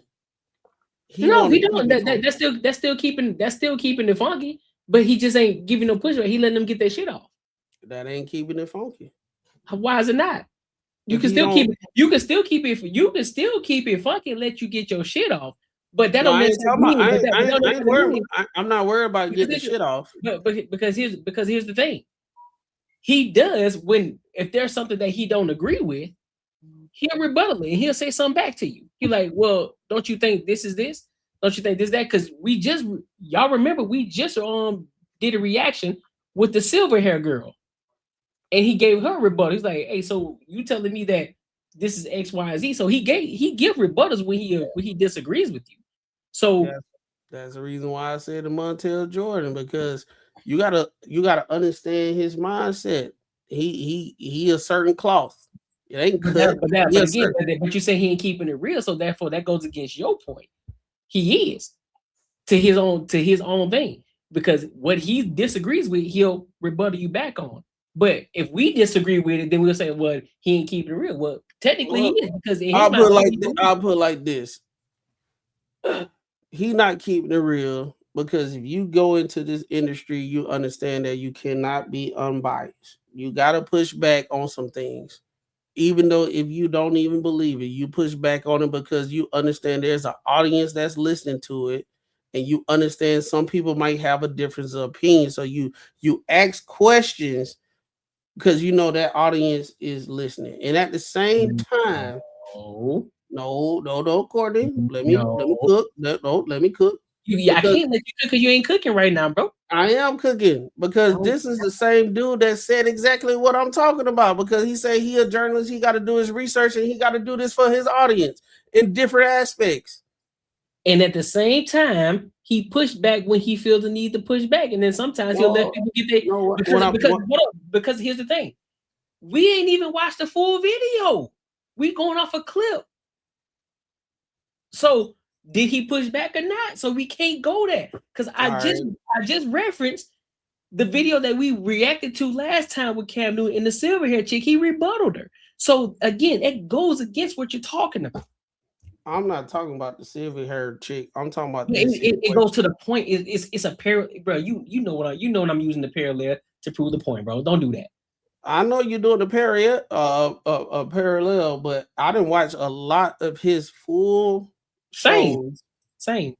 And I didn't see him sigh, and he know he want to say something, but he don't. I gotta agree with Mac on this one. He'll say something, but he definitely, it's kind of light pushback. It's kind of light. I'm questioning it, but all right, that's cool. But he gave way more pushback on Charleston White and other dudes that came up there and said some things just as much as what old girl did. All the girl with the silver hair and all that stuff. He'll go in. He was on Ray J. Y'all he was on Ray J and all that stuff. Y'all know he a feminist. Oh yeah, okay.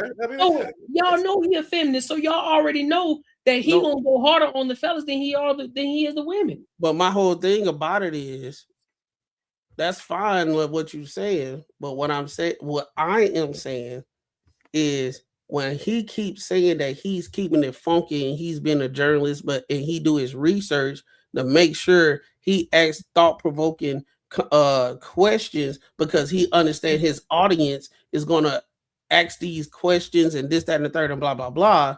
And not only on this situation, the other situations when these chicks come up and do the same type of stuff, and he don't do it, but he sigh, and you see how he reserved in if he want to think about if he's about to ask the next question.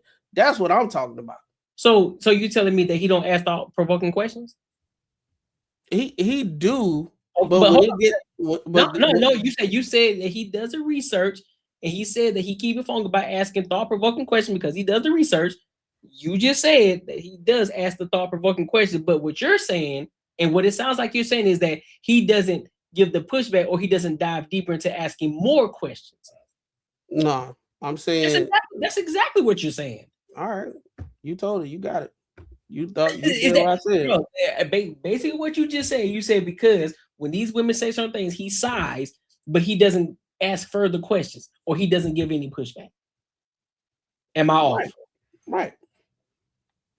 So we're going. I think you trying to be too black and white. I'm not saying that he don't never do it. I'm just saying on average he don't do it because he understands the person that he's sitting across from, and he be careful of what he gonna ask. But that again, the question I'm asking, because sometimes you got to keep it black and white. A lot of times we don't need the nuance behind it, because the ultimate question is, does he ask thought-provoking questions? Yes or no? Yes. Okay, so in our own admission, we want him to ask more questions, because like, hey, bro, we want you to ask more questions, bro. You see, you should have said something right there, bro, because that's what we think we should have, we think that's what he should have said. Just like you said earlier, hey, bro, he should have asked some more questions. He shouldn't let that shit slide. But that's just what let her get her shit off, because we already know he's a feminist. So there's a certain thing we're going to expect from feminists. A feminist man, on top of that, he gonna attack the men. He gonna go at the men heavy. But when it comes to the women, he got a little soft. He gives them a little bit more grace. No, you just summarizing how I'm saying he not keeping it funky. That's my point, bro. That's what I'm saying. I'm saying he can't say he keep it funky, and you just said what you just said, that he's not keeping it funky, bro. Okay. Right. Because he is keeping it funky. All right. Yeah. Oh yeah. Because he keeping it funky at the end of the day. Just not at the rate that which you want him to keep it funky. He asked him the questions. Does he not? When he say I'm keeping it funky, that means he's gonna ask the questions and he's gonna let them get their thoughts out. Him keeping it funky versus not keeping it funky ain't got nothing to do with his rebuttal to anything that they say. Ain't got nothing to do with it. But it's about still having a real conversation at the end of the day. Because there are times when we have conversations where I'll just sigh off of it, or I can solve something. I can give a rebuttal to it, but I may not know what the right word to say, so I just let it go. I'm like, all right, man, it is what it is, whatever. So we can't sit here and say, well, he ain't keeping it funky. Well, he is keeping it funky. to the best of his ability. If you're gonna give a rebuttal, because I've also seen him give rebuttals to other women as well. So again, is he keeping it funky? Or is he not keeping it funky? Or is he not keeping it funky to the way that we want him to keep it funky?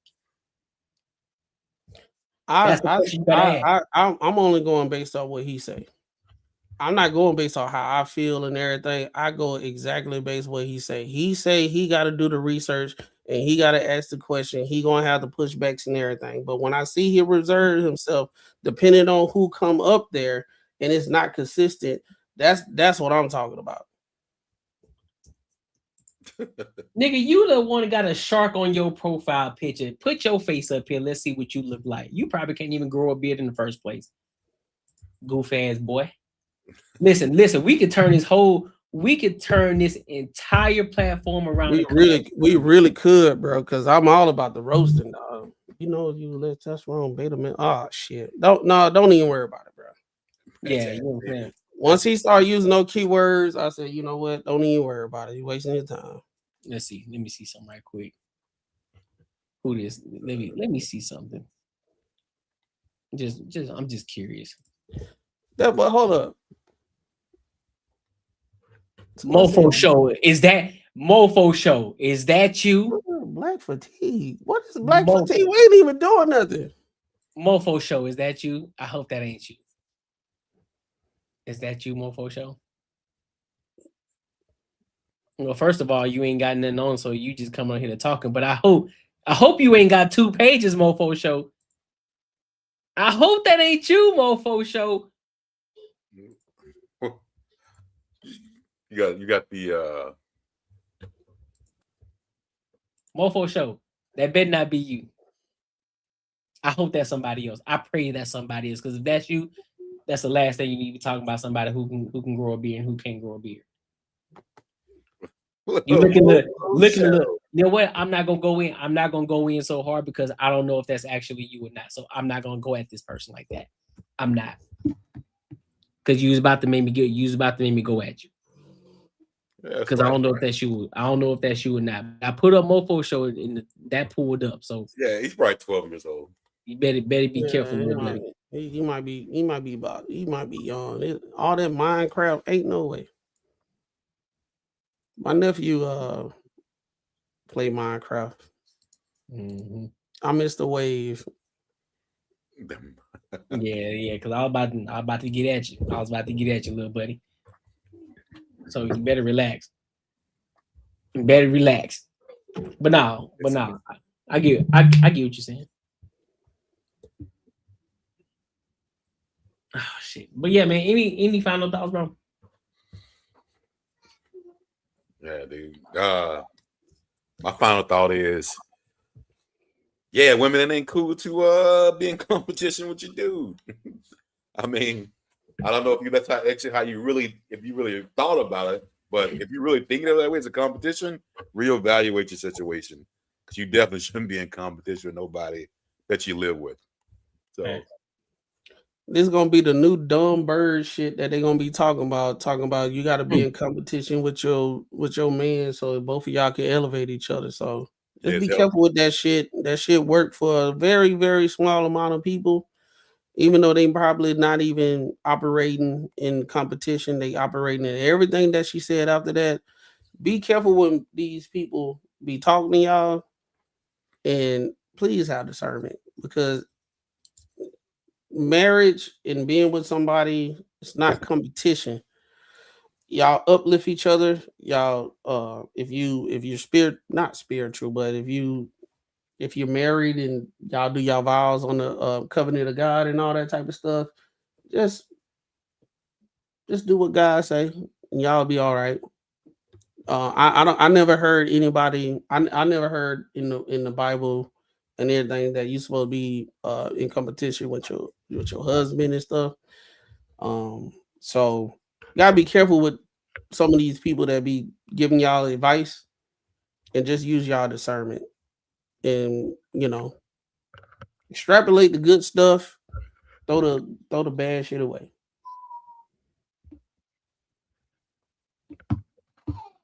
Fair enough. I really got nothing to say. Shorty just bugging. But I ain't got nothing to say. Facts. That's the second Eminem. That's the second Eminem. We had two Eminem. Oh yeah, that's true, huh?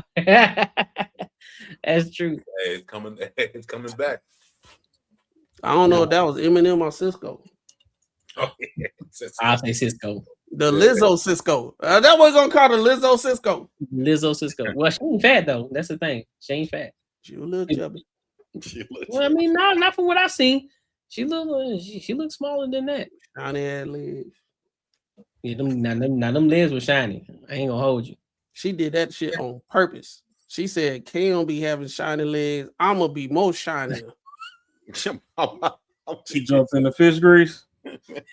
He dropped that shit and got them. I don't even know. He said fish grease. Boy, you wild. What's her name? Shit, I don't know. I don't even know who that is. Pinky Cole. That's her name. Pinky Cole. Her name is Pinky. Wow. Pinky Cole. Let me check it. Let me check it out real quick. Yeah, the only Pinky I know now safe for the network. That's what I'm about to say. I don't know one. I know one Pinky, boy. Talking about one. The whole hood know the same Pinky. Yeah. Yeah. Like, here you talking about, boy. I know one Pinky, boy. Ain't talking about, don't disrespect her name with the goddamn Cisco cut. Tight shit. You know what I'm saying, boy? We knew Pinky before BBLs. All right, go to the top. Let's see what she. Oh, she the slutty vegan chick. Yeah. Oh, is that who it is? Yeah. Oh. She in your hood, huh? That don't change nothing. I just know who she is. Now. He said, "I don't change nothing though, but it's Yeah. Soggy ass burgers. It changed a little bit. Oh, you had them? Yeah, the little soggy ass sandwich. Oh no, I ain't never. I never had it, but my brother said it tastes like Burger King. Oh shit, I rock with Burger King. I ain't gonna hold you. I rock with Burger King. That's why he was telling me. I was like, hold up now. I might have to go see what he's talking about. You feel me? Like, I don't know why people don't rock with Burger King. That should be busted. If that's a healthy Burger King, I might have to see what the flame brawl. Come on, man. All I'm gonna tell y'all. Oh, okay. All right. I got more new ones. So I bet. Oh shit. Cross-sided. Her husband is a dude out here. His he got a restaurant. Mm-hmm. And his restaurant is Dave's Philly cheesesteak. Okay. Is it Dave's? I think it's Dave's Philly cheesesteak. But he got a Philly cheesesteak spot. And it started at a gas station. Just like a lot of these restaurants in Atlanta, it's a gas station. And he got multiple locations, and they actually partnered together and did so. Yeah, everything that she's saying is true. They doing all that stuff. But now that I got nuance, he already had his shit rolling, bro. Before they got together, he had the gas station spot, and then he migrated. He moved his gas station spot to downtown Atlanta. He got multiple locations all around Atlanta. Yeah, Dave's cheesesteak. Is it Dave's cheesesteak? Yeah. So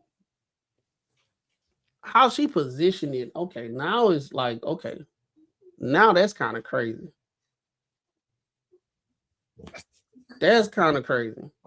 Cause now she was like he was down while she was up. But both of them was doing good. Yeah. His restaurants was doing good, and her restaurants was doing good together, and they even collabed. That's crazy, bro. Because we live in Atlanta, so I know. Because we was like, oh shit, they got together. Oh, they dating. Oh, they together. But his shit was popping.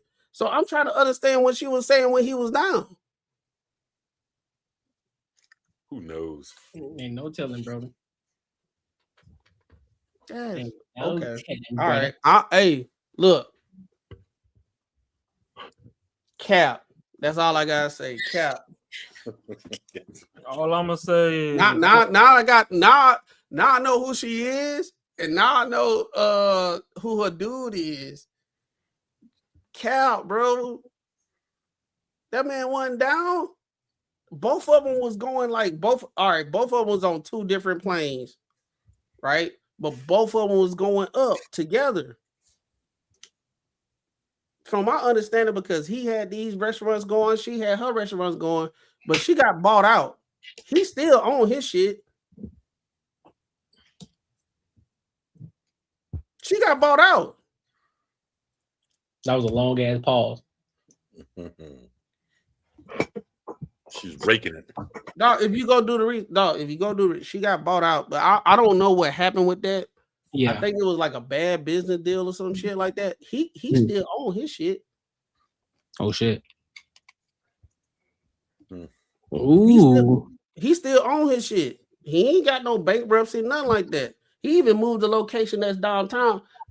When I used to work at Coca-Cola, right across the street, he got a location right there. I done ate there plenty of times. It's still there.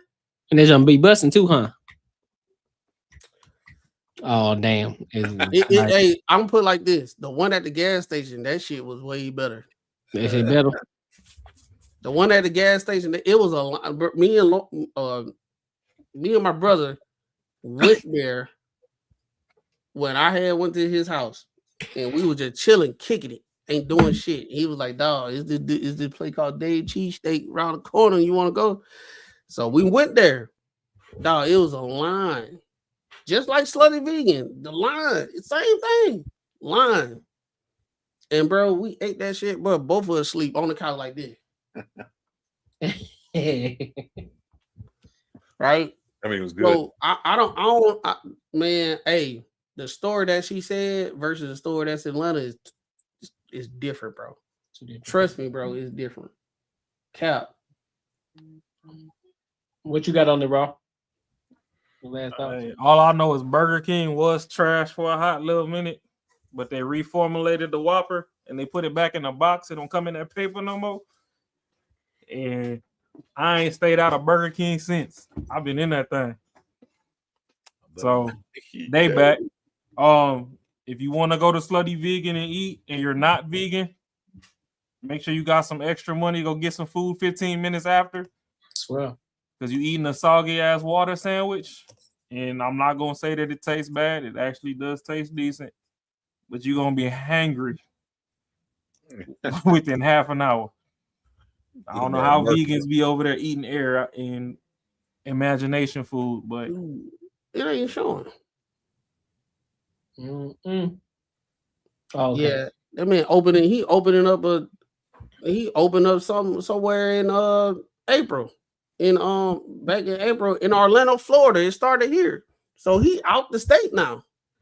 He didn't expand it. Okay. Bro, these chicks. That's what I said. More the story. Don't take everything with a grain of salt that you hear.